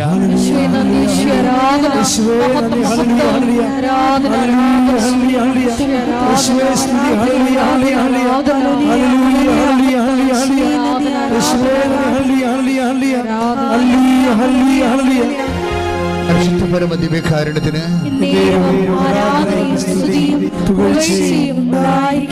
എൻ്റെ പ്രിയപ്പെട്ടവരെ, അതായത് ഇപ്പം ഇങ്ങനെ വന്ന് അവൾ വീട്ടിലിരിക്കുകയാണ്. ലിയ സെബാസ്റ്റ്യൻ വീട്ടിലിരിക്കുകയാണ്, ജോലിക്ക് പോകണില്ല. അതിൻ്റെ സങ്കടങ്ങളുണ്ട്. നമുക്ക് സ്വകാര്യമായ, നമ്മുടെ ലേഡീസിന് സ്വകാര്യമായ കുറേ ആവശ്യങ്ങളൊക്കെ ഇല്ലേ? അതിനൊക്കെ മറ്റുള്ളവരുടെ മുമ്പ് കൈ നീട്ടണ്ടേ? അത് ചിലർക്ക് ഭയങ്കര സങ്കടമായിരിക്കും. നമ്മുടെ സ്വകാര്യമായിട്ടുള്ള കുറേ വസ്തുക്കളൊക്കെ നമ്മൾ വാങ്ങിക്കത്തില്ലേ? അതിന് മറ്റുള്ളവരുടെ മുമ്പിൽ ഭർത്താവിനോട് എപ്പോഴും ചോദിച്ചു നടക്കുക, ഒക്കെ ഓർക്കുമ്പോൾ നമുക്ക് സങ്കടമാണ്. പൈസ കിട്ടുമായിരിക്കും, 10 പ്രാവശ്യം ചോദിച്ചാലായിരിക്കും ഒരു പ്രാവശ്യം കിട്ടണത്. അത് നല്ല മോന്തിയാടി ചിലപ്പോൾ കിട്ടിയെന്ന് വരത്തില്ല. ഞാൻ ഈ കേസ് പറയുകയല്ല, പൊതുവെയുള്ള ലേഡീസ് ചില ആൾക്കാർ അനുഭവിക്കണം. എല്ലാവരും അല്ല കേട്ടോ, നിങ്ങളൊക്കെ വലിയ മെഡിക്കൽ കാണുന്നത് എനിക്കറിയാം. പക്ഷേ എങ്കിലും നിങ്ങളുടെ കൂട്ടത്തിൽ കുറേ പേര് വല്ലാത്ത സംഘർഷം അനുഭവിക്കുന്നുണ്ട്. അപ്പോൾ ഇവർക്കിത് വലിയൊരു പ്രയാസമായി. അങ്ങനെ പ്രയാസമായി ഇവർക്ക് ഡിപ്രഷനായി. പ്രയാസത്തിൽ കൂടിപ്പോയി. എന്നുവെച്ചാൽ ഭക്ഷണം കഴിക്കാതെ, ഇതിനകത്ത് കഴിക്കണം, ഭക്ഷണം കഴിക്കാതെ ആൾ മുറി ലോക്ക് ചെയ്ത് അകത്തിരിക്കാൻ തുടങ്ങി. ഓക്കെ, അപ്പോൾ നിസ്സാരം ഇവിടെ കൂടെ ഇത് അവസാനിക്കണില്ലേ? കാര്യങ്ങൾ ഇപ്പോൾ ഭക്ഷണം കണ്ട മനസ്സ് ഇടിഞ്ഞ് അവസാനം ഡിപ്രഷൻ മൂടായി, ഉറക്കമില്ലാതെയായി, അകത്തിരിക്കുകയാണ്. 2 കുഞ്ഞുങ്ങളുണ്ടെന്ന് നോക്കണം, കുഞ്ഞുങ്ങൾക്ക് ഭക്ഷണം കൊടുക്കണില്ല. അപ്പോൾ അമ്മമാർ എന്തെല്ലാം പ്രശ്നമുണ്ടെങ്കിൽ ശരി കുഞ്ഞുങ്ങൾക്ക് ഭക്ഷണം കൊടുക്കുമല്ലേ, അവരെ കുളിപ്പിക്കും. കാരണം 2-3 വയസ്സുള്ള കുഞ്ഞുങ്ങളെയൊക്കെ നമുക്ക് ശ്രദ്ധിച്ചില്ലെങ്കിൽ കുഞ്ഞുങ്ങൾ പോകും, പൊട്ടായി പോകും. അപ്പോൾ അതുങ്ങളെപ്പോലും ശ്രദ്ധിക്കാത്ത അവസ്ഥയിൽ ഇവിടെ മനസ്സ് കൺട്രോൾ പോയി. അതുങ്ങളെപ്പോലും സ്വന്തം കുഞ്ഞുങ്ങളെ പോലും സമയത്ത് ഭക്ഷണം കൊടുക്കാൻ, അവൾ കുളിക്കണില്ല, അവൾ കുളിക്കാൻ തോന്നണില്ല, അവൾ ഭക്ഷിക്കാൻ തോന്നണില്ല, എന്നാത്ത ഇതൊക്കെ ചെയ്യണമെന്നുള്ള തീർന്ന ജീവിതം പോയി. ഇനി ചാകണ വരെ ഇങ്ങനെ ജീവിക്കുക. അതുകൊണ്ട് ഇങ്ങനെ ഒരു സൈലൻറ്റ് സൂയിസൈഡ് ടെൻഡൻസി ആളിന് ഡെവലപ്പ് ചെയ്തിരിക്കുകയാണ് ഈ മുറി ലോക്ക് ചെയ്തുകൊണ്ട്. അപ്പോൾ അമ്മായിയമ്മ പക്ഷെ ബെസ്റ്റാണ്. അമ്മായിയമ്മ വന്ന് എപ്പോഴും കണ്ണീരോടെ വിളിക്കുന്നുണ്ട്, വാമോളെ കഴിക്കുമോളെ, ഇങ്ങനെ ഇരുന്നാൽ എത്ര കാലം ഇരിക്കുന്നീ എന്നൊക്കെ പറയുന്നുണ്ട്. പക്ഷെ അവൾക്ക് നമുക്ക് അവളെ കുറ്റം പറയാൻ പറ്റത്തില്ല. അവൾക്ക് അത്രയും സങ്കടം അങ്ങോട്ട് കയറിപ്പോയിട്ട് സങ്കടം തലക്കടിച്ച് പോയിരിക്കുകയാണ്. അത് കാരണം ഒരു ആശ്വാസവാക്ക് അവളെ ഏൽക്കണില്ല. ഒരു ദിവസം ഒരു ഉടമ്പടി ധ്യാനം ഇങ്ങനെ ഒരു 2 മാസമോ 2 ആഴ്ചയായി ഇങ്ങനെ ഇരിക്കണത്. അപ്പോൾ ജീവിതം തീർന്നു. എപ്പോഴെങ്കിലും ഒരു മരണം വരും, അപ്പം കണ്ടുമുട്ടാം, ഞാനായിട്ട് മരിക്കണില്ല എന്നൊക്കെ ഉള്ളൊരു മാനസികാവസ്ഥയിൽ അങ്ങനെ കഴിഞ്ഞു പോകുന്ന ദിവസങ്ങളാണ്. പെട്ടെന്ന് ഇവളുടെ മൊബൈലിൽ ഒരു ഇൻസ്റ്റഗ്രാമിൽ ആരോ നമ്മുടെ ഈ ഉടമ്പടി ധ്യാനത്തിൻ്റെ ഒരു കഷ്ണം വെട്ടിയിട്ട് കൊടുത്ത്, ആ വെട്ടി കൊടുത്തതല്ല, ഇങ്ങനെ ഇപ്പോൾ ആൾക്കാർ ചെയ്യുന്നുണ്ടല്ലോ, കുറേ പ്രേക്ഷിത പ്രവർത്തനം ചെയ്യുന്നുണ്ടല്ലോ ആൾക്കാർ. അതൊക്കെ വലിയ പ്രേക്ഷിത പ്രവർത്തനമാണേ. നമ്മളറിയാത്ത ആൾക്കാരൊക്കെ ഇങ്ങനെ ഉടമ്പടി ധ്യാനം എടുത്ത് കട്ട് ചെയ്തും സാക്ഷ്യം കട്ട് ചെയ്തൊക്കെ ഇട്ടേക്കാണ്. അതിനേക്കാൾക്ക് വലിയ സുവിശേഷ വില ഒന്നുമില്ല. അപ്പം അതുകൊണ്ട് അങ്ങനെ ഒരു ഇൻസ്റ്റഗ്രാമിൽ ഇവിടെ ഒരു വചനം കേട്ട്, അത് എന്താ കേട്ടതെന്ന് വെച്ചാൽ ഉടമ്പടി ധ്യാനമാണ്. ക്രിസ്തുവിൻ്റെ മുമ്പിൽ നീ മുട്ടുമടക്കിയാൽ പിന്നെ ആരുടെ മുമ്പിൽ നിനക്ക് മുട്ടുമടക്കേണ്ടി വരത്തില്ലെന്ന്. Praise the Lord. ശ്രുതികട ഹല്ലേലൂയ.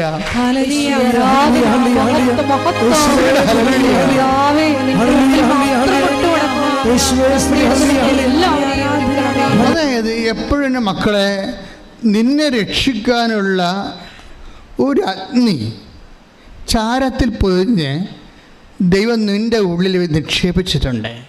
ക്ലേശകാലങ്ങളിൽ നീ ഇതാണ് അറിയേണ്ടത്. നിന്നെ രക്ഷിക്കാനുള്ള ഒരു അഗ്നി ദൈവം ചാരത്തിൽ പൊതിഞ്ഞ് നിൻ്റെ ഉള്ളിൽ തന്നെ നിക്ഷേപിച്ചിട്ടുണ്ട്. ലിയസഭാസ് എന്താ സംഭവിച്ചിരിക്കുന്നത്? വിശ്വാസത്തിൻ്റെ അഗ്നി.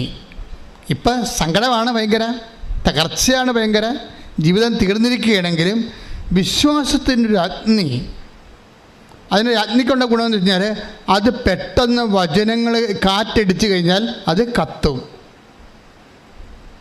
ഈ ചാരം മൂടിയ അഗ്നി, അവളുടെ വിശ്വാസത്തിൻ്റെ അഗ്നി, ഈ ഉടമ്പടി ധ്യാനത്തിൻ്റെ കാറ്റടിച്ച് കഴിഞ്ഞാൽ അപ്പോൾ ഈ ചാരം പറന്നു പോയിട്ട് ഈ സാധനം കത്തി പെട്ടെന്ന്. എന്താണ് പറഞ്ഞിരിക്കുന്നത്? നീ ക്രിസ്തുവിൻ്റെ മുമ്പിൽ മുട്ടുമടക്കിയാൽ പിന്നെ ആടെ മുമ്പിൽ മുട്ടുമടക്കേണ്ട ആവശ്യം വരുത്തിയില്ല. അത് ഞാൻ പോലും അറിയാതെ ഇവിടെ നിന്നുകൊണ്ട് കർത്താവ് പറയിപ്പിച്ചതാണ്. ആർക്കോ വേണ്ടി പറയിപ്പിക്കണാണിത്. ഈശോ ഉദ്ദേശിക്കുന്നുണ്ട് ആൾക്കാരെയൊക്കെ. തകർന്നരിപ്പണമായി 0- ഇരിക്കുന്ന ആൾക്കാരെ കർത്താവ് മനസ്സിൽ കാണുന്നുണ്ട്. ദൈവത്തിൻ്റെ സ്നേഹമാണ് ദൈവത്തിൻ്റെ വചനം. ശ്രദ്ധിക്കട്ടെ.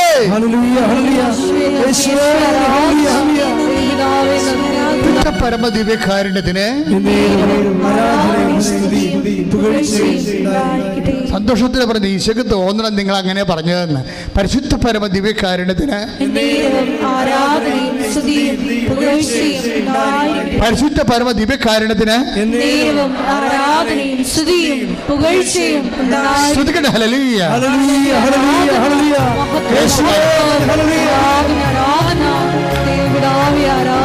മനോഹരമായ ഒരു സങ്കീർത്തനമാണ്. Take the word of God. നിന്റെ പാറമേൽ ഉയർത്തി ഞാൻ നിർത്തും. അതായത് ഇപ്പം ക്ലേശകാലമാണെങ്കിലും ഈ ടൈം കഴിയുമ്പോൾ, ചേഞ്ച് ചെയ്യുമ്പോൾ അവൻ നിന്നെ ഉയർത്തിക്കൊണ്ടുവരും. അപ്പം ഈ കാലത്ത് നീ എന്ത് ചെയ്യണം? ഇവളെന്താ ചെയ്തതെന്ന് പറയും. ഇവള് ഈ ഇങ്ങനെ ക്രിസ്തുവിൻ്റെ മുമ്പിൽ മുട്ടുമടക്കിയാൽ പിന്നെ ആരുടെ മുമ്പിൽ നിനക്ക് മുട്ടുമടക്കേണ്ടി വരികയില്ലെന്ന് പറഞ്ഞത് ഇവൾക്ക് അഭിഷേകമായി. വചനത്തിൽ അങ്ങനെ ഒരു കാര്യമുണ്ട്. നമ്മൾ ഈ വചനം കേൾക്കുമ്പോൾ ഈ മാനുഷിക വചനമായിരിക്കും, പക്ഷേ അതിൻ്റെ അകത്തുള്ള സ്റ്റെമ്മില്ല, ജീവനെന്ന് പറയണത് അതിൻ്റെ കറസ്പോണ്ടിങ് വേർഡ് ഓഫ് ഗോഡ് വേറെ ഉണ്ടാകും. ഞാൻ ഈ മാനുഷിക ഭാഷ പറയുന്ന വചനത്തിൻ്റെ ആത്മാവ് യഥാർത്ഥ വചനം തന്നെ ആയിരിക്കും. യഥാർത്ഥ വചനത്തിന് എൻഫ്ലഷ് ചെയ്യുന്നതാണ് ഒരു പ്രഭാഷകൻ്റെ ദൈവിക ഉപകരണമാകുന്ന രീതി. ഇപ്പം ഉദാഹരണത്തിന് സങ്കീർത്തനം 118:8-9 എടുത്ത്. സങ്കീർത്തനം 118:8-9 ശ്രുതിക്കട്ടെ. ഹല്ലേലൂയ, ഹല്ലേലൂയ, ഹല്ലേലൂയ, ഹല്ലേലൂയ, ഹല്ലേലൂയ. 118-ാം സങ്കീർത്തനം 8-9 തിരുവചനങ്ങൾ. മനുഷ്യനിൽ ആശ്രയിക്കുന്നതിനേക്കാൾ കർത്താവിൽ അഭയം തേടുന്നത് നല്ലത്. പ്രഭുക്കന്മാരിൽ ആശ്രയിക്കുന്നതിനേക്കാൾ കർത്താവിൽ അഭയം തേടുന്നത് നല്ലത്. ഇതാണ് ഇതിൻ്റെ ആക്ച്വൽ വേർഡ് ഓഫ് ഗോഡ്. ഇതിൻ്റെ തന്നെ അഭിഷേക സമയത്ത് ഇതാണ് ഇതിൻ്റെ സ്കെൽട്ടൺ എന്ന് പറയുന്നത്. അത് കറക്റ്റ് വേർഡ് ഓഫ് ഗോഡാണ്. എന്താണ്? മനുഷ്യന്മാരിൽ അഭയം തേടരുത്, രക്ഷ നൽകാൻ കഴിയാത്ത മനുഷ്യരിൽ ആശ്രയിക്കരുത്. അതാണ് വേർഡ് ഓഫ് ഗോഡ്. അതിൻ്റെ തന്നെ വേറൊരു വേർഷനാണ് ഈ പറയുന്നത്. എന്താണ്? നിങ്ങൾ ക്രിസ്തുവിൻ്റെ മുമ്പിൽ മുട്ടുമടക്കിയാൽ വേറെ ആരുടെ മുമ്പിൽ നിങ്ങൾക്ക് മുട്ടുമടക്കേണ്ടി വരത്തില്ല. ഇപ്പം നമ്മൾ എത്ര പേരുടെ മുമ്പിൽ മുട്ടുമടക്കുന്നുണ്ട്? ഇൻസ്റ്റാൾമെൻറ്റുകാരൻ്റെ കയ്യിൽ മുട്ടുമടക്കണം, പലിശക്കാരൻ്റെ അടുത്ത് മുട്ടുമടക്കണം, ബാങ്ക് മാനേജറിൻ്റെ അടുത്ത് മുട്ടുമടക്കണം, അല്ലേ? ഇങ്ങനെ ലോകത്തിലുള്ള ഓരോ മനുഷ്യന്മാരുടെ മുമ്പിൽ മുട്ടുമടക്കി പ്രഖ്യാപിത അടിമയായിട്ട് ജീവിക്കണം നമ്മൾ. ഈ അടിമ ജീവിതം അവസാനിപ്പിക്കാൻ കർത്താവ് തന്നെ തിരിച്ചു വിളിക്കുന്നു. കൈയടിച്ച് ശ്രദ്ധിക്കട്ടെ.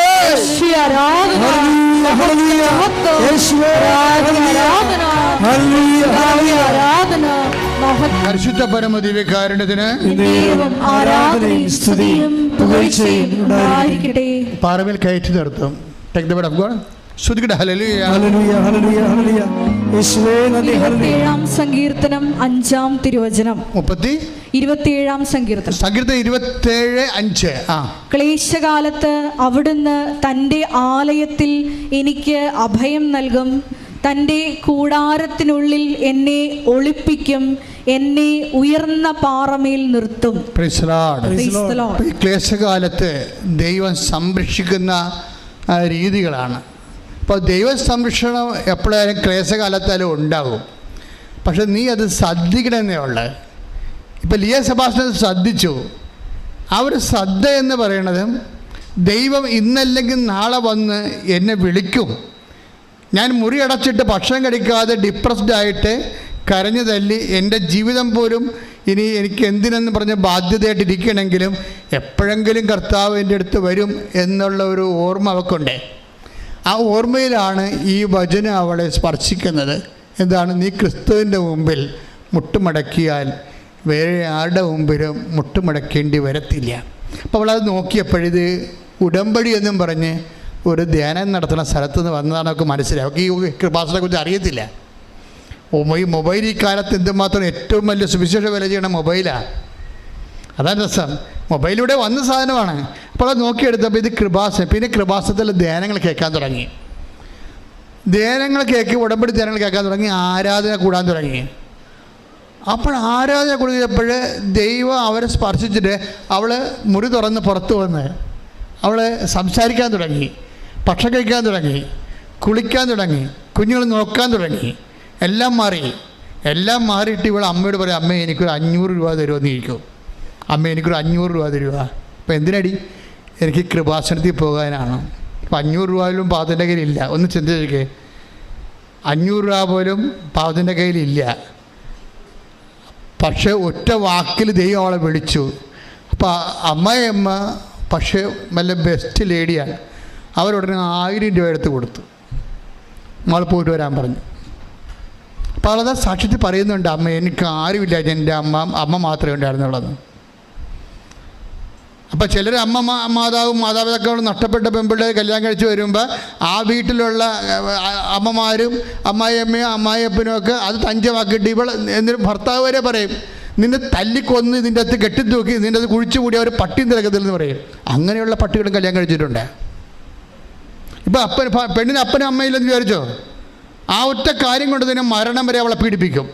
ഇതിന് എന്തെങ്കിലും പ്രശ്നമുണ്ട് ഇവിടെ സംസാരിക്കുമ്പോൾ നിന്നെ കൊന്നിവിടെ കുഴിച്ചു മൂടിയ ഒരു പട്ടിയും തിരക്കായില്ലെന്ന് പറയും. എന്നിട്ട് ഈ പന്നി ക്രിസ്ത്യാനിയായിട്ട് വന്ന് കുർബാന സ്വീകരിക്കുകയും ചെയ്യും. എന്തൊരവസ്ഥയാണ്! ഈ നോൻപ് കാലത്ത് തിരിച്ചു പിടിക്കുന്നുണ്ട് അനുതാപത്തിലേക്ക്. ശ്രുതിക്കട്ടെ. ഹല്ലേലൂയ.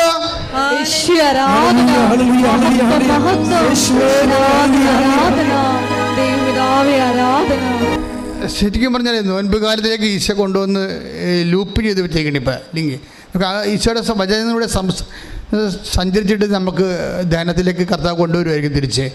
ഈ നോൻപ് കാലമായതുകൊണ്ട് ആണിങ്ങനെ സംഭവിക്കണമെന്ന് തോന്നുകയാണ്. ഞാൻ ഇന്ന് ഇവിടെ ഇരുന്ന് ആരാധന കൂടിയപ്പോഴേ എൻ്റെ മനസ്സിൽ വല്ലാത്തൊരു സങ്കടം വന്നു. ആരാധനയല്ല, അച്ഛൻ്റെ കുർബാന കൂടി ഞാനങ്ങനെ മനസ്സിങ്ങനെ കയ്യും കൂപ്പി ഇങ്ങനെ ഇരിക്കുകയായിരുന്നു. അതെന്ന് വെച്ചാൽ എൻ്റെ കയ്യിൽ നിന്നൊരു അബദ്ധം സംഭവിച്ചു. അതിപ്പോൾ ഈശോ എന്നെ ഓർപ്പിച്ചു. അപ്പം എനിക്ക് മനസ്സിലായി, ഇപ്പം ഈശോ ഇപ്പോഴും അത് റൈറ്റ് ഓഫ് ചെയ്തിട്ട് എനിക്ക് മനസ്സിലായി. അതുകൊണ്ട് ഞാൻ പറഞ്ഞു, ഈശോ ഇനി എന്ത് ചെയ്യുമെന്ന് ഞാൻ ചോദിച്ചു. അതെന്ന് വെച്ചാൽ ഞാൻ 87 അച്ഛനായത്, ഞാൻ 85 അച്ഛനായത് അവസാനം. ഇപ്പം 87 ഞാൻ ഈ കാട്ടൂർ പള്ളിയിൽ, ഈ പടിഞ്ഞാറ് വശത്തൊരു പള്ളിയുണ്ട്, അവിടെ ശുശ്രൂഷ ചെയ്തുകൊണ്ടിരിക്കുന്ന സമയത്ത് എൻ്റെ ഒരു അകന്ന ബന്ധു എന്നെ കാണാൻ വന്നു. എന്നെ കാണാൻ വന്നിട്ട് എന്നോട് സാമ്പത്തികമായ സഹായം ചോദിച്ചു. അപ്പം അന്ന് എൻ്റെ ശരിക്കും പറഞ്ഞാൽ പൈസ വളരെ കുറച്ച് പൈസയേ ഉള്ളൂ. എങ്കിലും എനിക്ക് ഈ ബന്ധുവിനെക്കുറിച്ച് അറിയാം. അയാൾ പലരോടും ഇങ്ങനെ ബന്ധുക്കളുടെ പൈസ വാങ്ങിക്കുന്ന ആളാണ്. പക്ഷെ പുള്ളിക്കാരൻ ആർക്കും ഒന്നും കൊടുക്കത്തുമില്ല, അങ്ങനെ ടൈപ്പാണ്. അപ്പം അതെൻ്റെ മനസ്സിലേക്ക് ആളെ പേഴ്സണൽ അറിയാവുന്ന കാരണം കിട്ടാനുള്ളതെന്നൊക്കെ കിട്ടണോടത്ത് മേടിച്ചെടുക്കുക, ആർക്കും ഒന്നും പുള്ളി കൈ നനച്ചൊന്നും ചെയ്യത്തുമില്ല. അപ്പം ഞാൻ പറഞ്ഞു, ഈ പണി എനിക്കറിയാം, അതുകൊണ്ട് നിങ്ങളിനി ഞാൻ കാട്ടർ ചെയ്യത്തില്ലെന്ന് പറഞ്ഞു. പുള്ളിക്കാരൻ സങ്കടപ്പെട്ടു പോയി. ഇപ്പം കുർബാനയ്ക്ക് രാവിലെ പറഞ്ഞ് ആ കക്ഷിയുടെ സങ്കടം ഇപ്പോഴും കിടപ്പുണ്ടെന്ന് പറഞ്ഞു. ഞാൻ വല്ലാണ്ടായിപ്പോയി. നോൻപ് കാലമല്ലേ, നമ്മൾ മറന്ന സാധനമൊക്കെ കർത്താവ് മറന്നിട്ടില്ല. ഞാൻ മറന്നു പോയതാണ്, പക്ഷെ കർത്താവ് മറന്നിട്ടില്ല. ദൈവം ഒരു അപകടകാരിയാണ് ശരിക്കും. കമ്പ്യൂട്ടറിൻ്റെ അത് ഹാർഡ് ഡിസ്ക് അടിച്ചു പോകാം, ദൈവത്തിൻ്റെ ഹാർഡ് ഡിസ്ക് അടിച്ചിട്ടില്ല. ഇനി കഴിഞ്ഞ കാലങ്ങളിൽ ചെയ്തു വെച്ചേക്കുന്നതെല്ലാം റീടേക്ക് ചെയ്യുന്നുണ്ട്. പക്ഷേ ഇപ്പോൾ എനിക്ക് സമയമുണ്ട് പരിഹാരം ചെയ്യാൻ.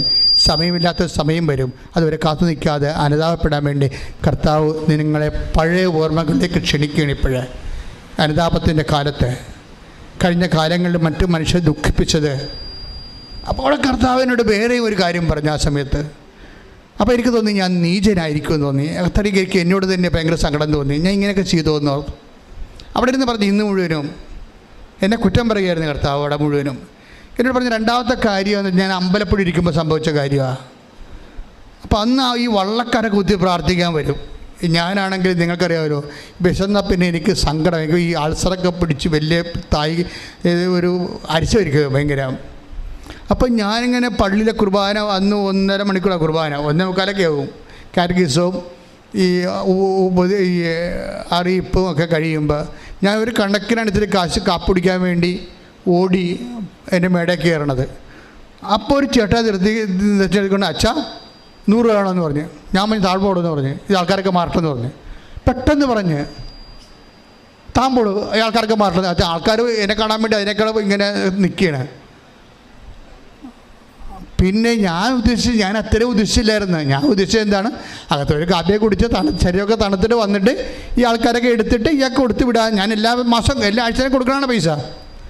പക്ഷേ എനിക്ക് ഇഷ്ടപ്പെടാതിരുന്നത് ഈ ആൾക്കാരുടെ തിക്കിൽ ആൾക്കാരെല്ലാം എന്നെ കാണാൻ വന്ന് നിൽക്കുകയാണ്. അതായത് എന്നെ കാണാൻ ആത്മീയമായ കാര്യത്തിനല്ലാതെ ഭൗതികമായ കാര്യത്തിന് വന്നവൻ ആത്മീയ കാര്യത്തിൽ വന്നേക്കാൾ ഇടിച്ച് തല്ലി മുമ്പിൽ വന്നപ്പോൾ എനിക്ക് വിറഞ്ഞത്. പക്ഷേ ഇങ്ങനെ വിറഞ്ഞെങ്കിലും പിന്നീട് ഈ ആൾക്കാരെല്ലാം പോയി കഴിഞ്ഞിട്ട് അയാളെ കണ്ടില്ല. പിന്നെ 8 മാസം കഴിഞ്ഞപ്പോൾ അയാളുടെ ലക്ഷണമുള്ള ഒരു ചേട്ടായി എൻ്റെ അടുത്ത് വന്ന്. അപ്പോൾ ഞാനോർത്ത് അയാളുടെ ലക്ഷണമാണ് ഇയാൾക്ക്. അപ്പോൾ എന്നിട്ട് സംസാരിച്ചുകൊണ്ടിരിക്കുന്ന സമയത്ത് പറഞ്ഞ്, അച്ഛാ എൻ്റെ അപ്പൻ അച്ഛനെ എപ്പോഴും വന്ന് കാണാറുണ്ട്, എൻ്റെ അപ്പനെ അച്ഛനെ ഒത്തിരി സഹായിച്ചിട്ടുണ്ട്. പിന്നെ എൻ്റെ അച്ഛൻ ഇവിടെ വന്ന് വെച്ചും പോയ ദിവസം മരിച്ചു പോയെന്ന് പറഞ്ഞു വീട്ടിൽ. അപ്പോഴേ അവസാന കാലമായിരുന്നു അങ്ങേരുടെ. അപ്പോൾ എനിക്ക് അവസാനം അദ്ദേഹത്തിനെ സഹായിക്കാൻ കഴിഞ്ഞില്ല. അതിപ്പോൾ രാവിലെ ഈശോ പറഞ്ഞു, അന്ന് നിന്നെ അത്രയും ദേഷ്യപ്പെടേണ്ട കാര്യമില്ല. ഞാൻ ദേഷ്യപ്പെട്ടില്ല, മാറി നിൽക്ക്, ആൾക്കാരോട് വിട്ടിട്ട് ഞാൻ തരാമെന്നാണ് ഞാൻ ഉദ്ദേശിച്ചത്. പക്ഷെ അതും ദൈവം ഉൾക്കൊള്ളുന്നില്ല. പക്ഷേ എനിക്ക് സമയമുണ്ട്, കർത്താവിനെ ഓർപ്പിച്ചല്ല, അതുകൂടി റൈറ്റ് ഓഫ് ചെയ്യണമെന്ന്. അപ്പോൾ കർത്താവ് വേറൊരു കാര്യം എന്നോട് പറഞ്ഞു. ഇന്ന് കുറേ കാര്യം എന്നോട് പറഞ്ഞു. എൻ്റെ അപ്പൻ എന്നോടൊരു ദിവസം പറഞ്ഞ്, എടാ എൻ്റെ കൂടെ ഒന്ന് ആശുപത്രി വരുമോ എന്ന് ചോദിച്ചു. 10ാം ക്ലാസ്സിൽ. അപ്പോൾ എനിക്ക് പരീക്ഷയാണ്, മോഡൽ എക്സാമാണ്, ഞാൻ വരത്തില്ലെന്ന് പറഞ്ഞു. ഇപ്പോൾ രാത്രി ഞാൻ കിടന്നുറങ്ങുമ്പോൾ അമ്മയോട് അപ്പം പറഞ്ഞ് എൻ്റെ കൂടെ ആശുപത്രി വരികയായിരുന്നു അവൻ പറഞ്ഞെന്ന് പറഞ്ഞു. അപ്പം അമ്മ രാവിലെ പറഞ്ഞ് ഇന്നലെ അപ്പം പറഞ്ഞല്ല, അപ്പൻ്റെ കൂടെ ആശുപത്രി പോകത്തില്ലെന്ന് പറഞ്ഞല്ല. ഞാൻ എനിക്ക് പഠിക്കാനില്ലേ? അപ്പോൾ എൻ്റെ ഒരു മൈൻഡ് സെറ്റ് ആ കാലത്ത് അങ്ങനെയായിരുന്നു. അപ്പൻ ആശുപത്രി പോയി, ഒറ്റക്ക് പോയി. പിന്നീട് ഞാൻ അപ്പൻ്റെ അടുത്ത് പല പ്രാവശ്യം പോയി, നടന്ന് തന്നെ പോയി. 2 കിലോമീറ്റർ, അതായത് 2.5 മൈൽ നടന്നു പോകണം അപ്പൻ്റെ ആശുപത്രി പോകണമെങ്കിൽ. വള്ളമൊക്കെ കയറി ഞാൻ നടന്നു തന്നെ പോയി, ഞാൻ തിരിച്ച് നടന്നു തന്നെ വന്നു. പക്ഷെ അപ്പനെ കൊണ്ടുപോകുന്ന വള്ളത്തിലാണ് പിന്നെ തിരിച്ചു കൊണ്ടുപോകുന്നത്. നമ്മൾ നിസ്സാരമെന്നും അന്നത്തെ കാലമല്ലേ എന്നൊക്കെ പറഞ്ഞ് തള്ളിക്കളഞ്ഞ വിഷയങ്ങളെല്ലാം ഇപ്പോഴും ഡിലീറ്റായിട്ടില്ല. നോൻപ് കാലത്ത് നിങ്ങളും എന്നെപ്പോൾ ഒരു ആത്മശോധന ചെയ്യണം.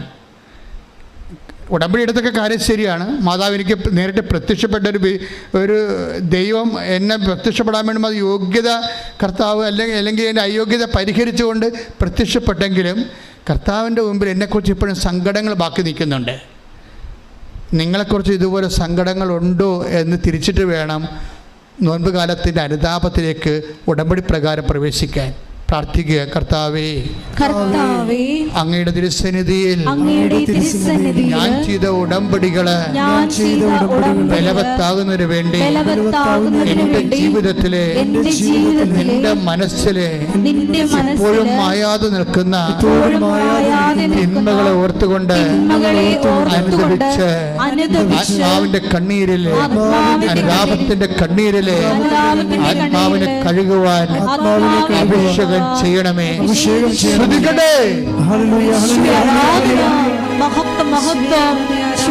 കർത്താവ് 2 തരം മനുഷ്യരെയാണ് തിരിച്ചിരിക്കുന്നത്. കുറേ പേര് അനുതാപം ആവശ്യമുള്ളവരെന്ന് തിരിച്ചിട്ടുണ്ട്. ഈ അനുതാപം ആവശ്യമില്ലാത്തവരുമുണ്ട്. അനുതാപം ആവശ്യമില്ലാത്തവരെക്കാൾ ദൈവത്തിന് ഇഷ്ടം അനുതാപം ആവശ്യമുള്ളവരെയാണ്. ലൂക്കായുടെ സുവിശേഷം 15:7. ലൂക്കാ 15:7. അനുതാപം ആവശ്യമില്ലാത്ത 99 നീതിമാന്മാരെ കുറിച്ച് എന്നതിനേക്കാൾ അനുതപിക്കുന്ന ഒരു പാപിയെ കുറിച്ച് സ്വർഗത്തിൽ കൂടുതൽ സന്തോഷമുണ്ടാകുമെന്ന് ഞാൻ നിങ്ങളോട് പറയുന്നു. അതായത് ദൈവം അനുതാപത്തെ 2ആയിട്ട് തിരിക്കുന്നു. അനുതാപം ആവശ്യമില്ലാത്ത മനുഷ്യര്, പിന്നെന്താണ് അനുതാപം ആവശ്യമുള്ള മനുഷ്യര്. ഈ അനുതാപം ആവശ്യമുള്ള മനുഷ്യരാണ് ദൈവത്തിൻ്റെ ഫോക്കസിങ്ങിലുള്ളത്. അവരനുദപിക്കുകയാണെങ്കിൽ സ്വർഗത്തിൽ അനുതാപം ആവശ്യമില്ലാത്തവരെക്കാൾ കൂടുതൽ ദൈവത്തിന് സന്തോഷമുണ്ടാവും. പക്ഷെ ഒരു പ്രശ്നമുണ്ട്. എന്താണ്? അനുതാപം ആവശ്യമുള്ള ആൾക്കാരെ അവരെ തന്നെ 2ആയിട്ട് ദൈവം തിരിച്ചിട്ടുണ്ട്. അനുതാപം ആവശ്യമുണ്ട്, പക്ഷേ ദൈവം അവസരം കൊടുത്തിട്ടില്ല. അതാണ് അനുതാപം ആവശ്യമുണ്ട്, പക്ഷേ അവസരം കിട്ടിയിട്ടില്ല എങ്കിൽ അതാണ് ഏറ്റവും വലിയ അപകടം. ഇപ്പം നിങ്ങൾക്ക് അവസരം കിട്ടില്ലേ? എനിക്ക് അവസരം കിട്ടില്ലേ? അതാ വിഷയം. അനുദപിക്കാൻ അവൻ അവസരം കൊടുത്തില്ല.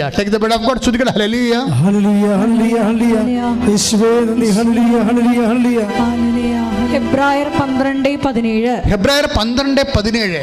പിന്നീട് അവകാശം പ്രാപിക്കാൻ ആഗ്രഹിച്ചപ്പോൾ അവൻ തിരസ്കരിക്കപ്പെട്ടുവെന്ന് നിങ്ങൾക്കറിയാമല്ലോ. യേശാവിന്റെ കാര്യമാണ്. കണ്ണീരോടെ അവൻ അത് ആഗ്രഹിച്ചെങ്കിലും അനുദപിക്കാൻ അവന് അവസരം ലഭിച്ചില്ല. ട്രാജഡി കണ്ട. മനുഷ്യരെങ്ങനെയാണ് 2ആയിട്ട് തിരിക്കുന്നത്? ഒന്ന്, അനുതാപം ആവശ്യമില്ലാത്തവര് വിശുദ്ധന്മാരായിരിക്കാം, പക്ഷേ അവരെക്കാൾ ദൈവത്തിന് സന്തോഷം ആരാണ്? പാപിയുടെ അനുതാപം ആവശ്യമുള്ളവരെയാണ്. ഈ അനുതാപം ആവശ്യമുള്ളവർ തന്നെ 2 തരമുണ്ട്. എന്താണ്?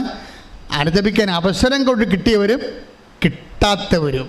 അത് ഈ അനുദപിക്കാൻ ആവശ്യമുണ്ടായിട്ടും അവസരം കിട്ടാത്തവരാണ് ശരിക്കും പറഞ്ഞാൽ ഭൂമിയിൽ വെച്ച് തന്നെ നരകത്തിന് അടിപ്പെട്ടു പോകുന്ന ആൾക്കാർ. അതുകൊണ്ട് അവസരം മുതലാക്കാൻ നോക്കണം. നിങ്ങൾ പല അവസരങ്ങളും ജഡിക മനുഷ്യൻ മുതലാക്കുന്നുണ്ട്. കണ്ണിന് ദുരാശ, ശരീരത്തിന് ദുരാശ, ജീവിതത്തിൻ്റെ അഖണ്ഡ കൊണ്ടുണ്ടാക്കുന്ന പല അവസരങ്ങളും നമ്മൾ മുതലാക്കും. പക്ഷെ അനുദപിക്കാനുള്ള അവസരം മുതലാക്കത്തില്ല. That is our tragedy. ശ്രുതികട്ടെ ഹല്ലേലൂയ. യേശുവേ ആരാധന. യേശുവേ അനുദപിക്കാനുള്ള ഞങ്ങൾക്ക് അവസരങ്ങളെ തിരിച്ചറിഞ്ഞ്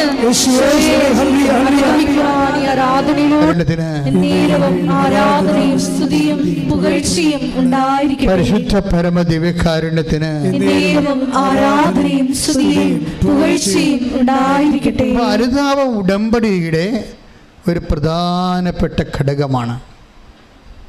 ഇപ്പോഴും ലിയ സെബാസ്റ്റ്യൻ എന്താണ് 500 രൂപയ്ക്ക് 1000 രൂപ അവൾക്ക് കിട്ടി. അവൾ ഇവിടെ വരുമ്പോൾ ഒരു സംഭവം നടക്കും. അവൾ ഇടുക്കിയിൽ നിന്ന് ഇവിടെ വരുമ്പോൾ, കൂട്ടുകാരത്തിയുമായിട്ട് ഇവിടെ വരുമ്പോൾ അവൾ ഉടമ്പടി എടുക്കാൻ ഉദ്ദേശിച്ചില്ലായിരുന്നു. ഉടമ്പടി എന്താണെന്ന് അറിയത്തില്ല, പഠിച്ചു വരുന്നതേ ഉള്ളൂ. എങ്കിലും അവൾ വിചാരിച്ചത് മാതാവ് എന്നെ വിളിക്കുന്നുണ്ടെന്നാണ് വിചാരിച്ചത്. മാതാവിനെ വിളിക്കുന്നുണ്ട്. അതാണല്ലോ എനിക്ക് പെട്ടെന്ന് ഉണർവുണ്ടായത്. ഒരു വചനം കേട്ടപ്പോൾ എനിക്ക് പെട്ടെന്ന് ഉണർവുണ്ടായില്ലേ. അപ്പോൾ അന്ന് മുതൽ എനിക്ക് ഫീൽ ചെയ്യാൻ തുടങ്ങി. അപ്പോൾ എനിക്ക് തീർത്ഥാടന ഉടമ്പടിക്ക് മുമ്പ് അവർ ലൈറ്റേക്കാൻ്റെ പേർ റിക്വസ്റ്റ് ചെയ്യാൻ പറ്റും ചെയ്യും. പക്ഷേ ഇവിടെ വന്നപ്പോൾ ഉടമ്പടി എടുക്കാൻ ഉദ്ദേശമില്ല ആളിനെ. ഉടമ്പടി എടുക്കാൻ ഉദ്ദേശമില്ലെങ്കിലും മാതാവിന് അവൾ ഉടമ്പടി എടുക്കാൻ ആഗ്രഹമുണ്ട്. കാര്യം വലിയ പദ്ധതി അവളെക്കുറിച്ച് മാതാവ് എൻ്റെ പുസ്തകത്തിൽ എഴുതി വെച്ചിട്ടുണ്ട്. പാവത്തിനത് അറിയത്തില്ലെന്നേ ഉള്ളൂ.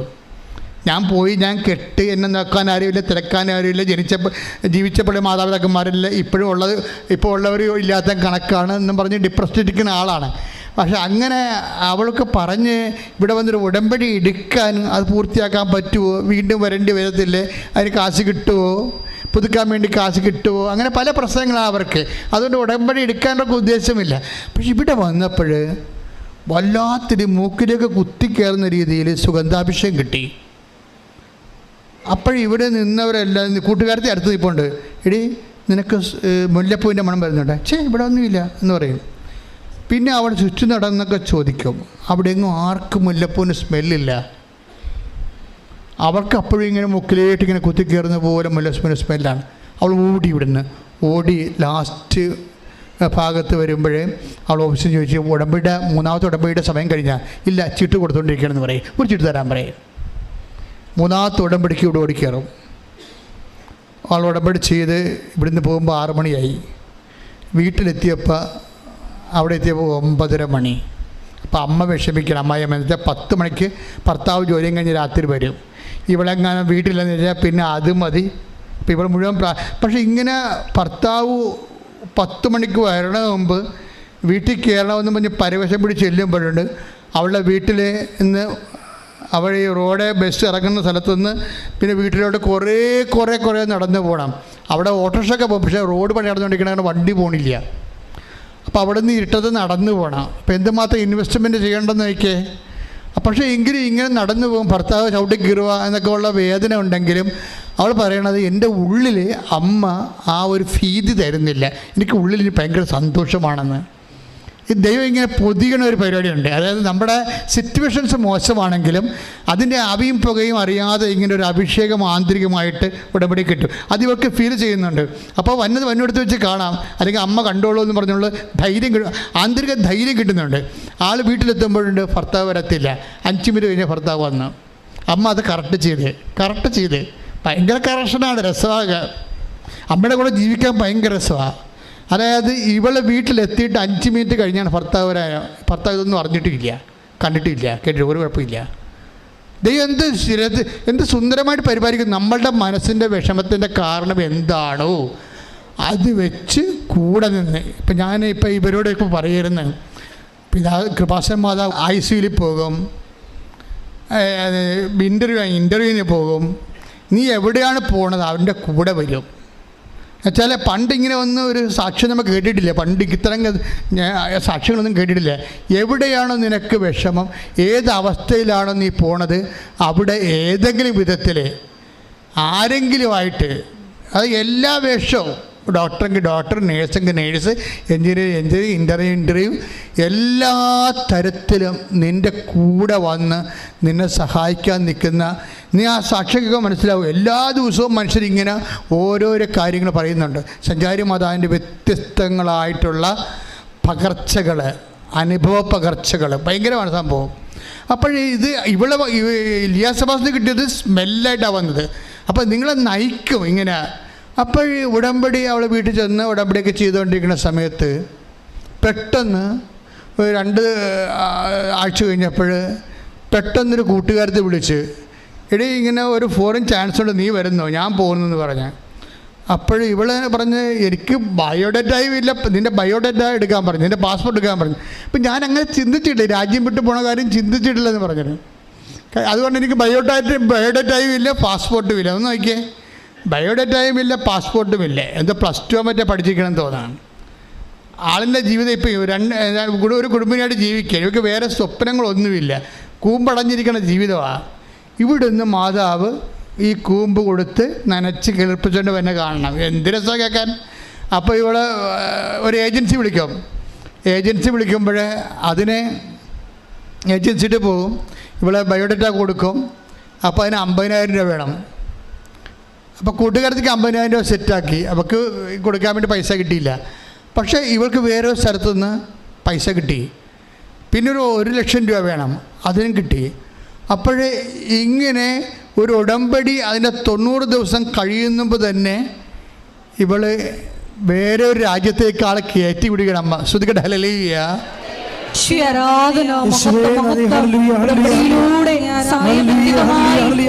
കാര്യങ്ങൾ ചെയ്യുന്ന മാതാവിന്റെ സ്നേഹത്തിന് നന്ദി പറയുന്നു. പരിശുദ്ധ പരമ ദിവ്യകാരുണ്യത്തിന് ഇതിന് ഇവൾക്ക് ഹെൽപ്പ് ചെയ്തിരിക്കുന്ന ഒരു വചനം, നിങ്ങളെ 0- അമ്മ നിങ്ങളുടെ ജീവിതം ഏറ്റെടുത്താൽ നിങ്ങളെ ഉയർത്തിക്കൊണ്ടുവരും. അങ്ങനൊരു വചനമുണ്ട്. ദൈവവചനമല്ല, അച്ഛൻ പറഞ്ഞതാണ്. എനിക്കിങ്ങനെ അമ്മ തോന്നിപ്പിക്കുന്നതാണല്ല, മനുഷ്യൻ്റെ ജീവിതത്തിൽ അമ്മ തോന്നിപ്പിക്കുന്ന ദൈവ വചനങ്ങളോട് സാരൂപ്യമുള്ള ദൈവവചനങ്ങളുടെ ജീവനും അതുപോലെ തന്നെ അതിൻ്റെ ഓജസ്സും അതിൻ്റെ ന്യൂക്ലിയസൊക്കെ വെച്ചിട്ട് ഞാൻ ഇന്നത്തെ ജീവിതവുമായിട്ട് ബന്ധപ്പെടുത്തി മാംസധാരണമാണ് നമ്മളിത് ചെയ്യണത്. അപ്പോൾ അമ്മ എന്താ പറഞ്ഞത്, നിങ്ങൾ 0- അപ്പോൾ അവൾ 0- അവളുടെ ലൈഫ് മൊത്തം നോക്കുമ്പോൾ 0 അല്ല, 0- ഈ 0- നിന്ന് ഒരാളെ ഉയർത്തിക്കൊണ്ട് വന്നിട്ട് അവൾക്ക് അവളുടെ സ്വപ്നങ്ങൾക്ക് ചിറക് കൊടുത്തിട്ട് അവളെ ഇങ്ങനെ സ്വതന്ത്രമായിട്ട് അവളുടെ ജീവിത ലക്ഷ്യങ്ങളിലേക്ക് മാതാവ് പറത്തിക്കൊണ്ട് പോണ കാഴ്ച, ഇത് ഇപ്പോഴ് 100 മനുഷ്യരുടെ അനുഭവങ്ങളാണ്. ഞാനെന്താ ഇങ്ങനെ നിങ്ങളോട് സംസാരിക്കുന്നത് വെച്ച് കഴിഞ്ഞാൽ, ഒന്നും തീർന്നു പോയിട്ടില്ല, ഒന്നും തകർന്നു പോയിട്ടില്ല. അമ്മ ജീവിച്ചിരിക്കുന്നിടത്തോളം കാലം, അമ്മയുടെ മധ്യസ്ഥത്തിന് യേശു ചെവി കൊടുക്കുന്നിടത്തോളം കാലം എനിക്കും നിങ്ങൾക്കും ജീവിതമുണ്ട്. കൈയടിച്ച് ശ്രദ്ധിക്കട്ടെ.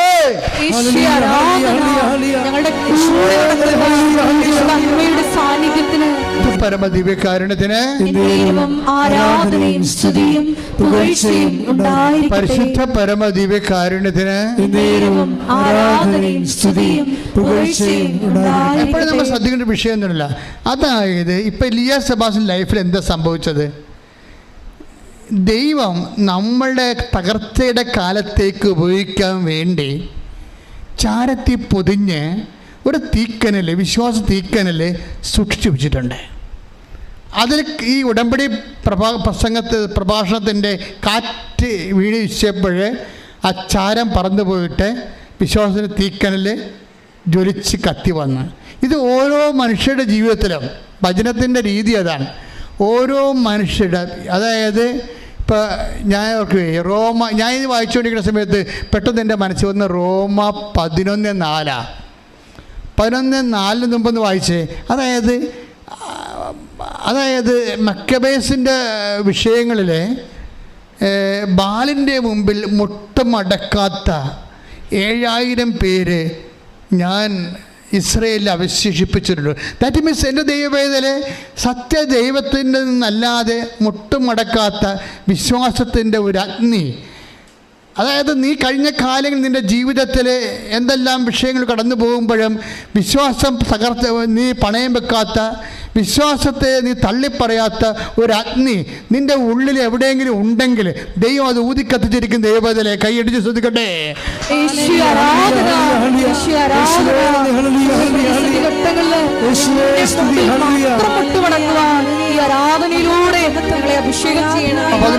വായിച്ചോളൂ.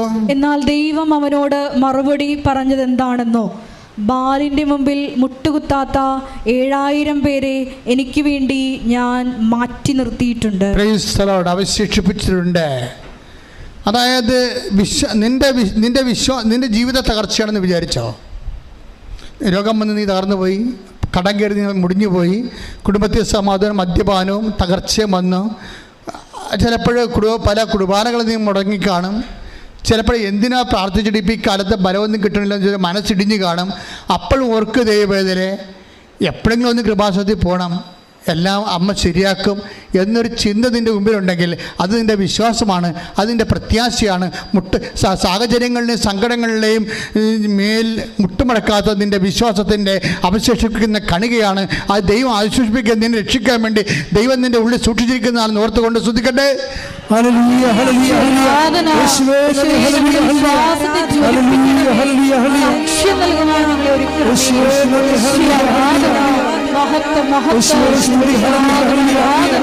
തകർച്ചയുടെ കാലത്ത് രക്ഷപ്പെടാനുള്ള മാർഗം എന്താ ബൈബിൾ പറയണത്? നിന്നിൽ അവശേഷിപ്പിച്ചിരിക്കണ എന്താണെന്ന് നോക്കണം. ദൈവം ബാലിൻ്റെ മുമ്പിൽ മുട്ടുമടക്കാത്ത 7000 പേരെ ഞാൻ ഇസ്രയേലിൽ അവശേഷിപ്പിച്ചിട്ടുണ്ട്. അവരിലൂടെയായിരിക്കും ഇസ്രയേലിൻ്റെ വീണ്ടെടുപ്പ് നടക്കാൻ പോണത്. ദൈവമേ, എൻ്റെയും നിൻ്റെയും തകർച്ചയിൽ നിന്ന് ദൈവം നിന്നെ വീണ്ടെടുക്കണത് നീ വിശ്വാസത്തിൻ്റെ പേരിൽ. ചിലപ്പോൾ ദൈവസ്നേഹമായിരിക്കും അവശേഷിപ്പിച്ചിരിക്കണത്. നിനക്ക് തകർച്ചയുണ്ട്, രോഗമുണ്ടെങ്കിൽ ഇപ്പോഴും നിനക്ക് വിശ്വാസം അവശേഷിച്ചിട്ടുണ്ടല്ലേ? നിനക്ക് തകർച്ചയുണ്ട്, രോഗമുണ്ട്, വീട്ടിൽ കുടുംബത്തിൽ സമാധാനമില്ലെങ്കിലും നിൻ്റെ പള്ളിയിലെ പോക്ക്, കുർബാനക്കട നീ മുടക്കിയിട്ടില്ല, ദൈവം എന്നുള്ള വിളി നീ മുടക്കിയിട്ടില്ല. അത് അവശേഷിപ്പിച്ചിരിക്കണതാ. നിനക്ക് കടമുണ്ട്, അതുപോലെ തന്നെ രോഗങ്ങളുണ്ടെങ്കിലും നിന്റെ ദാനധർമ്മം നീ മുടക്കിയിട്ടില്ല. അതായത് നിനക്ക് തകർച്ചയുണ്ട്, നിനക്ക് കടമാണ്, കടത്തുമേ കടമാണ്, എങ്കിലും ആരെങ്കിലും എന്തെന്ന് ചോദിച്ചാൽ നീ നിൻ്റെ കയ്യിലുള്ളത് കൊടുക്കും, നീ അവശേഷിപ്പില്ല. അതാണ് സ്മിർനായിലെ സഭയ്ക്ക് പറയണത്. അതായത് നീ നിന്നിൽ അവശേഷിപ്പിച്ചിരിക്കുന്നതിന് വെളിപാട് 3:2 എടുത്ത് ശ്രുതികട. വെളിപാട് 3:2. ഉണരുക പറഞ്ഞേ. നിന്നിൽ ആസന്ന മരണമായി അവശേഷിക്കുന്നതിനെ ഉത്തേജിപ്പിക്കുക.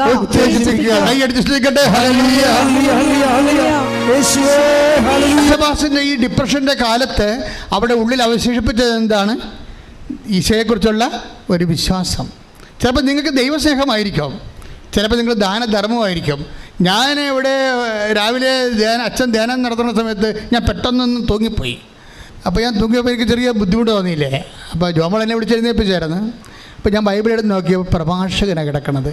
എനിക്ക് കിട്ടിയ വചനം ഇതാണ്: ദാനധർമ്മം ചെയ്യുന്നവൻ പാപത്തിൽ നിന്ന് മോചനം നേടിയിരിക്കുന്നുവെന്നാണ്.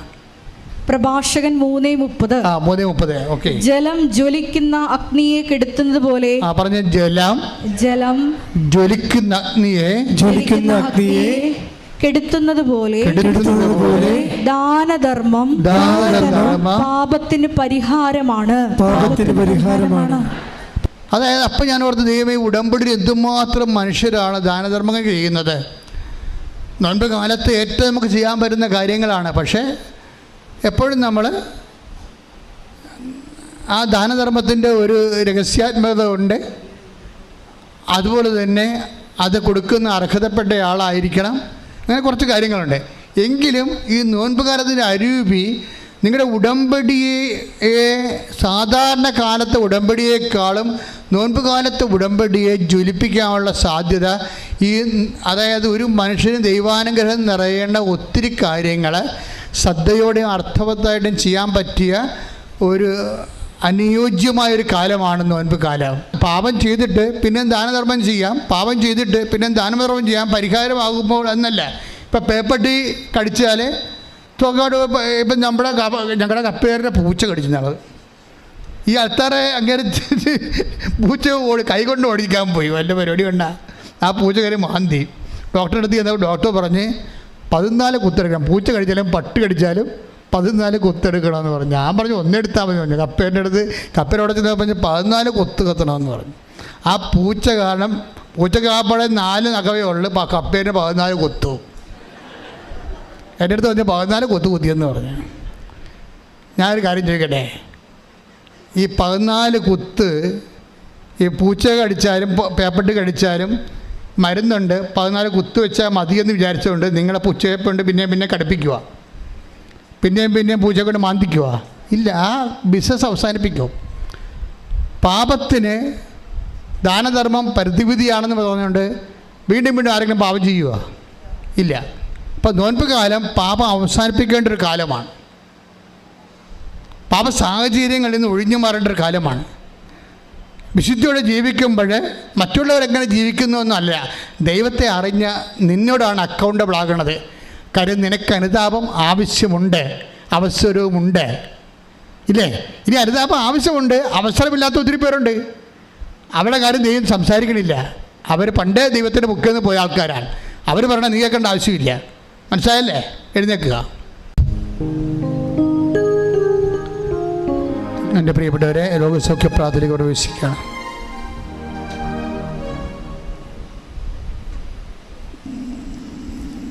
വളരെ ഹൃദ്യതയോടുകൂടി ഈശോ നമ്മോട് സംസാരിച്ച ഒരു ദിവസമാണ്.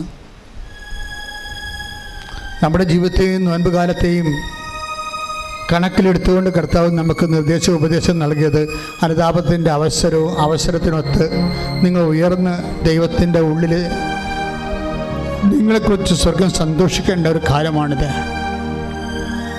കർത്താവേ, മക്കൾ സ്തുതിക്കട്ടെ. കർത്താവിൻ്റെ ഉന്നതമായ നാമത്തിന് സ്വസ്ഥം ചെയ്യുന്നു. കർത്താവ് നിന്റെ വിശുദ്ധ പൗരോഹിത്യത്തെ മഹത്വപ്പെടുത്തണമേ. കർത്താവ് സഭയിലുള്ള സാന്നിധ്യം പ്രകടമാക്കണമേ. കർത്താവ് നിന്റെ വിശുദ്ധ പൗരോഹിത്യത്തെ മഹത്വപ്പെടുത്തണം. ഈശോ നിന്റെ തിരുമുറിവാകുന്ന വലത് കരം, ആണിപ്പെടുതാടുന്ന അത്ഭുതകരം ഓരോ മകൻ്റെ മേലും ഓരോ മകളുടെ മേലും വെക്കണമേ എന്ന് പ്രാർത്ഥിക്കുന്നു. കർത്താവിൻ്റെ കരുണ നിങ്ങൾക്ക് ആവശ്യിക്കട്ടെ. കർത്താവിൻ്റെ വിശുദ്ധ രക്തം നിങ്ങൾക്ക് തളിക്കപ്പെടട്ടെ. ശ്രദ്ധിക്കട്ടെ, കർത്താവിൻ്റെ വിശുദ്ധ രക്തം നിങ്ങൾക്ക് തളിക്കപ്പെടട്ടെ. കർത്താവിൻ്റെ വിശുദ്ധ രക്തം നിങ്ങൾക്ക് തളിക്കപ്പെടട്ടെ. കർത്താവിൻ്റെ വിശുദ്ധ രക്തം ഉച്ച മുതൽ ഉള്ളംകാല് വരെ കർത്താവിൻ്റെ വിശുദ്ധ രക്തം നിങ്ങൾക്ക് തളിക്കപ്പെടട്ടെ.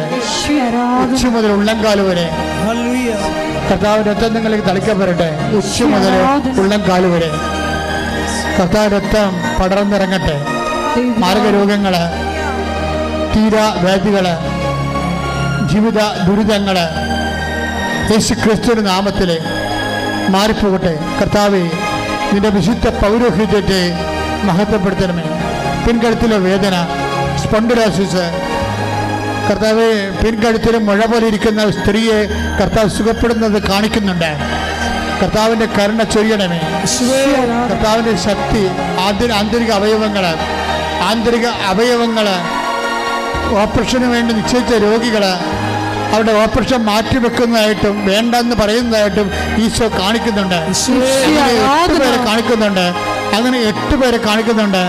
കർത്താവ്, തളർന്നുപോയ കൈകൾ, ബ്ലോക്കായിട്ടുള്ള ശ്വാസകോശങ്ങൾ, കർത്താവ്, പതിര, ചുരുങ്ങുന്ന പതിര, വലുതാകുന്ന ഷ്രിങ്ക് ചെയ്യുന്ന കിഡ്നികൾ, ചെറുതാകുന്ന കിഡ്നികൾ, ചെറുതാകുന്ന ശ്വാസകോശങ്ങൾ, കർത്താവ്, ശരീരത്തിലെ ബ്ലോക്കുകൾ, സിസ്റ്റുകൾ, കർത്താവ്, തലച്ചോറിൻ്റെ ബ്ലോക്കുകൾ, കർത്താവ്, അങ്ങനെ തിരുസരി സാധിച്ച് പ്രാർത്ഥിക്കുന്നു. ഈശോ ഈശോ ഈശോ സ്പർശിക്കണമേ. കർത്താവ്, മാർഗരോഗങ്ങൾ, ആന്തരിക അവയവങ്ങൾ, അസുഖങ്ങൾ, സോറിയാസിസ് അസുഖങ്ങൾ, കർത്താവ്, 2 പേര് കർത്താവ് മരണക്കിടക്കയിൽ നിന്ന് കർത്താവ് അങ്ങ് സംരക്ഷിക്കുന്ന നന്ദി പറഞ്ഞു. കർത്താവ്, തൊണ്ടയിലെ അസുഖങ്ങൾ, തൈറോയ്ഡ് രോഗങ്ങൾ, ടോൺസിൽ രോഗങ്ങൾ, തൊണ്ടയിലെ ക്യാൻസർ, കർത്താവിൻ്റെ നാമത്തിൽ മാറിപ്പോകട്ടെ. തൊണ്ടയിലെ ക്യാൻസർ, തൈറോയ്ഡ് രോഗങ്ങൾ, ശ്വാസകോശ രോഗങ്ങൾ, ഉദരരോഗങ്ങൾ, ഉദരത്തിൽ കല്ലുപോലെ രോഗങ്ങൾ, മൂത്രാശയ രോഗങ്ങൾ, ഗർഭാശയ രോഗങ്ങൾ, അൾസർ രോഗങ്ങൾ യേശുവിൻ്റെ വിശുദ്ധ രക്തത്താലും യേശുവിൻ്റെ ഉന്നതമായ നാമത്തിൽ മാറിപ്പോകട്ടെ. ശ്രുതിക്കട്ടെ, ശ്രുതിക്കട്ടെ.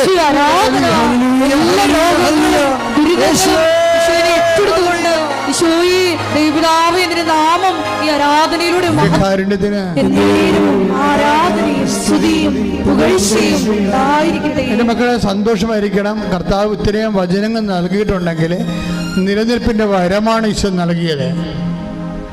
അനുതാപിക്കുന്ന ആൾക്കാരെ കർത്താവ് പലതായിട്ട് തിരിച്ചു. ആവശ്യമില്ലാത്തവരുണ്ട്, ആവശ്യമുള്ളവരുണ്ട്, ആവശ്യമുള്ളവർക്ക് അവസരമുള്ളവരുണ്ട്, അവസരമില്ലാത്തവരുണ്ട്. ഇതെല്ലാം കർത്താവ് തിരിച്ചത് അർത്ഥറിയുന്നതുകൊണ്ടാണ് നിങ്ങൾ ഓർക്കണം. അതുകൊണ്ട് തന്നെ അനുതാപത്തിലേക്ക് കടന്നു വരാൻ വേണ്ടി നമ്മൾ പ്രാർത്ഥിക്കുന്ന ഇപ്പോഴേ നമ്മൾ പ്രാർത്ഥിക്കാൻ പോകുന്ന വിഷയങ്ങൾ, ഒത്തിരിയേറെ മക്കൾ ഭൗതികമായ സാഹചര്യത്തിൽ ഞെരുങ്ങുന്നവരുണ്ട്, ജോലിയില്ലാത്തവരുണ്ട്, ജപ്തി നടപടി നേരിടാൻ പോകുന്നവരുണ്ട്, ലേലത്തിൽ വസ്തുക്കൾ വെച്ചു പോയവരുണ്ട്, കർത്താവ് വിദേശങ്ങളിലേക്ക് പോകാൻ ആഗ്രഹിച്ചിട്ട് പോകാൻ പറ്റാതെ തോറ്റുപോയവരുണ്ട്, പരീക്ഷയ്ക്ക് പണം കൊടുത്ത് കിട്ടാത്തവരുണ്ട്, പണം കൊടുക്കാൻ ഇല്ലാത്തവരുണ്ട്, തിരിച്ചു പോരാൻ പറ്റാത്തവരുണ്ട്. ഇങ്ങനെ വ്യത്യസ്തങ്ങളായ മേഖലകൾ. നാട്ടിൽ തൊഴിൽ അന്വേഷിക്കുന്നവരുണ്ട്, നാട്ടിൽ തൊഴിലിൻ്റെ പരീക്ഷ എഴുതിയവരുണ്ട്, അതുപോലെ തന്നെ വിവാഹ തടസ്സമുള്ളവരുണ്ട്, വിവാഹത്തിന് മക്കളില്ലാത്തവരുണ്ട്, ഭാര്യ ഭർത്താക്കന്മാർ വേർപിരിഞ്ഞ് ജീവിക്കുന്നവരുണ്ട്, ഒരുമിച്ച് ജീവിക്കാൻ ആഗ്രഹിക്കുന്നവരുണ്ട്, മക്കൾക്ക് വേണ്ടി കേസ് കൊടുത്തിരിക്കുന്നവരുണ്ട്, വീടില്ലാത്തവരുണ്ട്, സ്ഥലമില്ലാത്തവരുണ്ട്, അതുപോലെ തന്നെ ഉറഞ്ഞ വീട്ടിൽ താമസിക്കുന്നവരുണ്ട്, കലഹങ്ങളുള്ള വീടുകളുണ്ട്, അയൽവാസികൾ ഭിന്നതയുള്ള വീടുണ്ട്, കേസുള്ള വീടുകളുണ്ട്. എല്ലാ മേഖലകളിലേക്കും ദൈവത്തിൻ്റെ കരുത്ത്, ദൈവത്തിൻ്റെ കൃപ, കർത്താവിൻ്റെ വിടുതൽ പ്രാപിക്കട്ടെ. ശ്രദ്ധിക്കട്ടെ.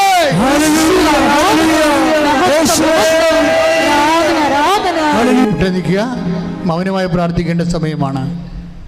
അച്ഛൻ വിട്ടുപോയ വിഷയങ്ങൾ, നിങ്ങളുടെ സ്വകാര്യ വിഷയങ്ങൾ, നിങ്ങൾ ഉടമ്പടി ചെയ്തിരിക്കുന്ന വിഷയങ്ങൾ, ഉടമ്പടി ചെയ്യാൻ പോകുന്ന വിഷയങ്ങൾ ഒക്കെ പരിശുദ്ധ അമ്മയുടെ മാധ്യസ്ഥത്തിൽ ഈശോയ്ക്ക് സമർപ്പിക്കുന്ന സമയമാണ്.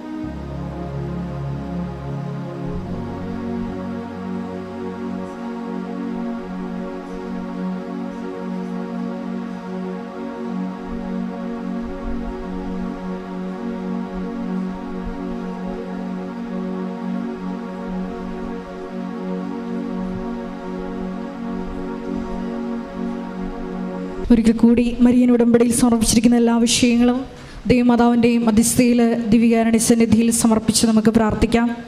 ജീവിതത്തിൻ്റെ പ്രതിസന്ധി ഘട്ടങ്ങളിൽ നിൻ്റെ മുമ്പിൽ മാത്രം മുട്ടുകടക്കുവാൻ ഈ ആരാധനയിലൂടെ ഞങ്ങളെ അഭിഷേകം ചെയ്യണമേ എന്ന് നമുക്ക് പ്രത്യേകം പ്രാർത്ഥിക്കാം. വിശ്വാസത്തെയും പ്രത്യാശയും ദൈവസ്നേഹത്തെയും ഊതിക്കത്തിക്കുവാൻ ഈശോയെ ഈ ആരാധനയിലൂടെ ഞങ്ങളുടെ മേൽ അഭിഷേകം ചെയ്യണമേ, കരുണയാകണമേ എന്ന് പ്രാർത്ഥിച്ചുകൊണ്ട് ശിരസ് നമിച്ച് നമുക്ക് ദിവ്യകാരുണ്യനാഥൻ്റെ ആശീർവാദം സ്വീകരിക്കാം.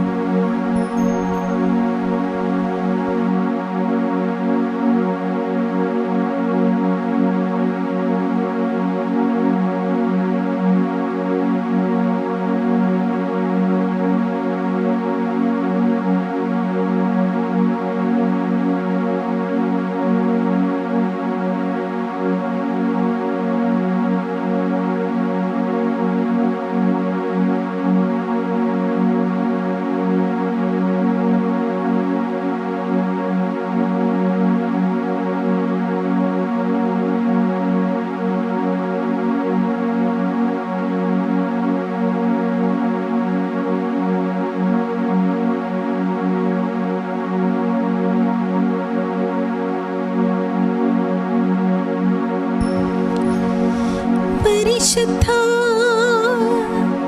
പരമാ ദിവ്യകാരുണ്യത്തിന്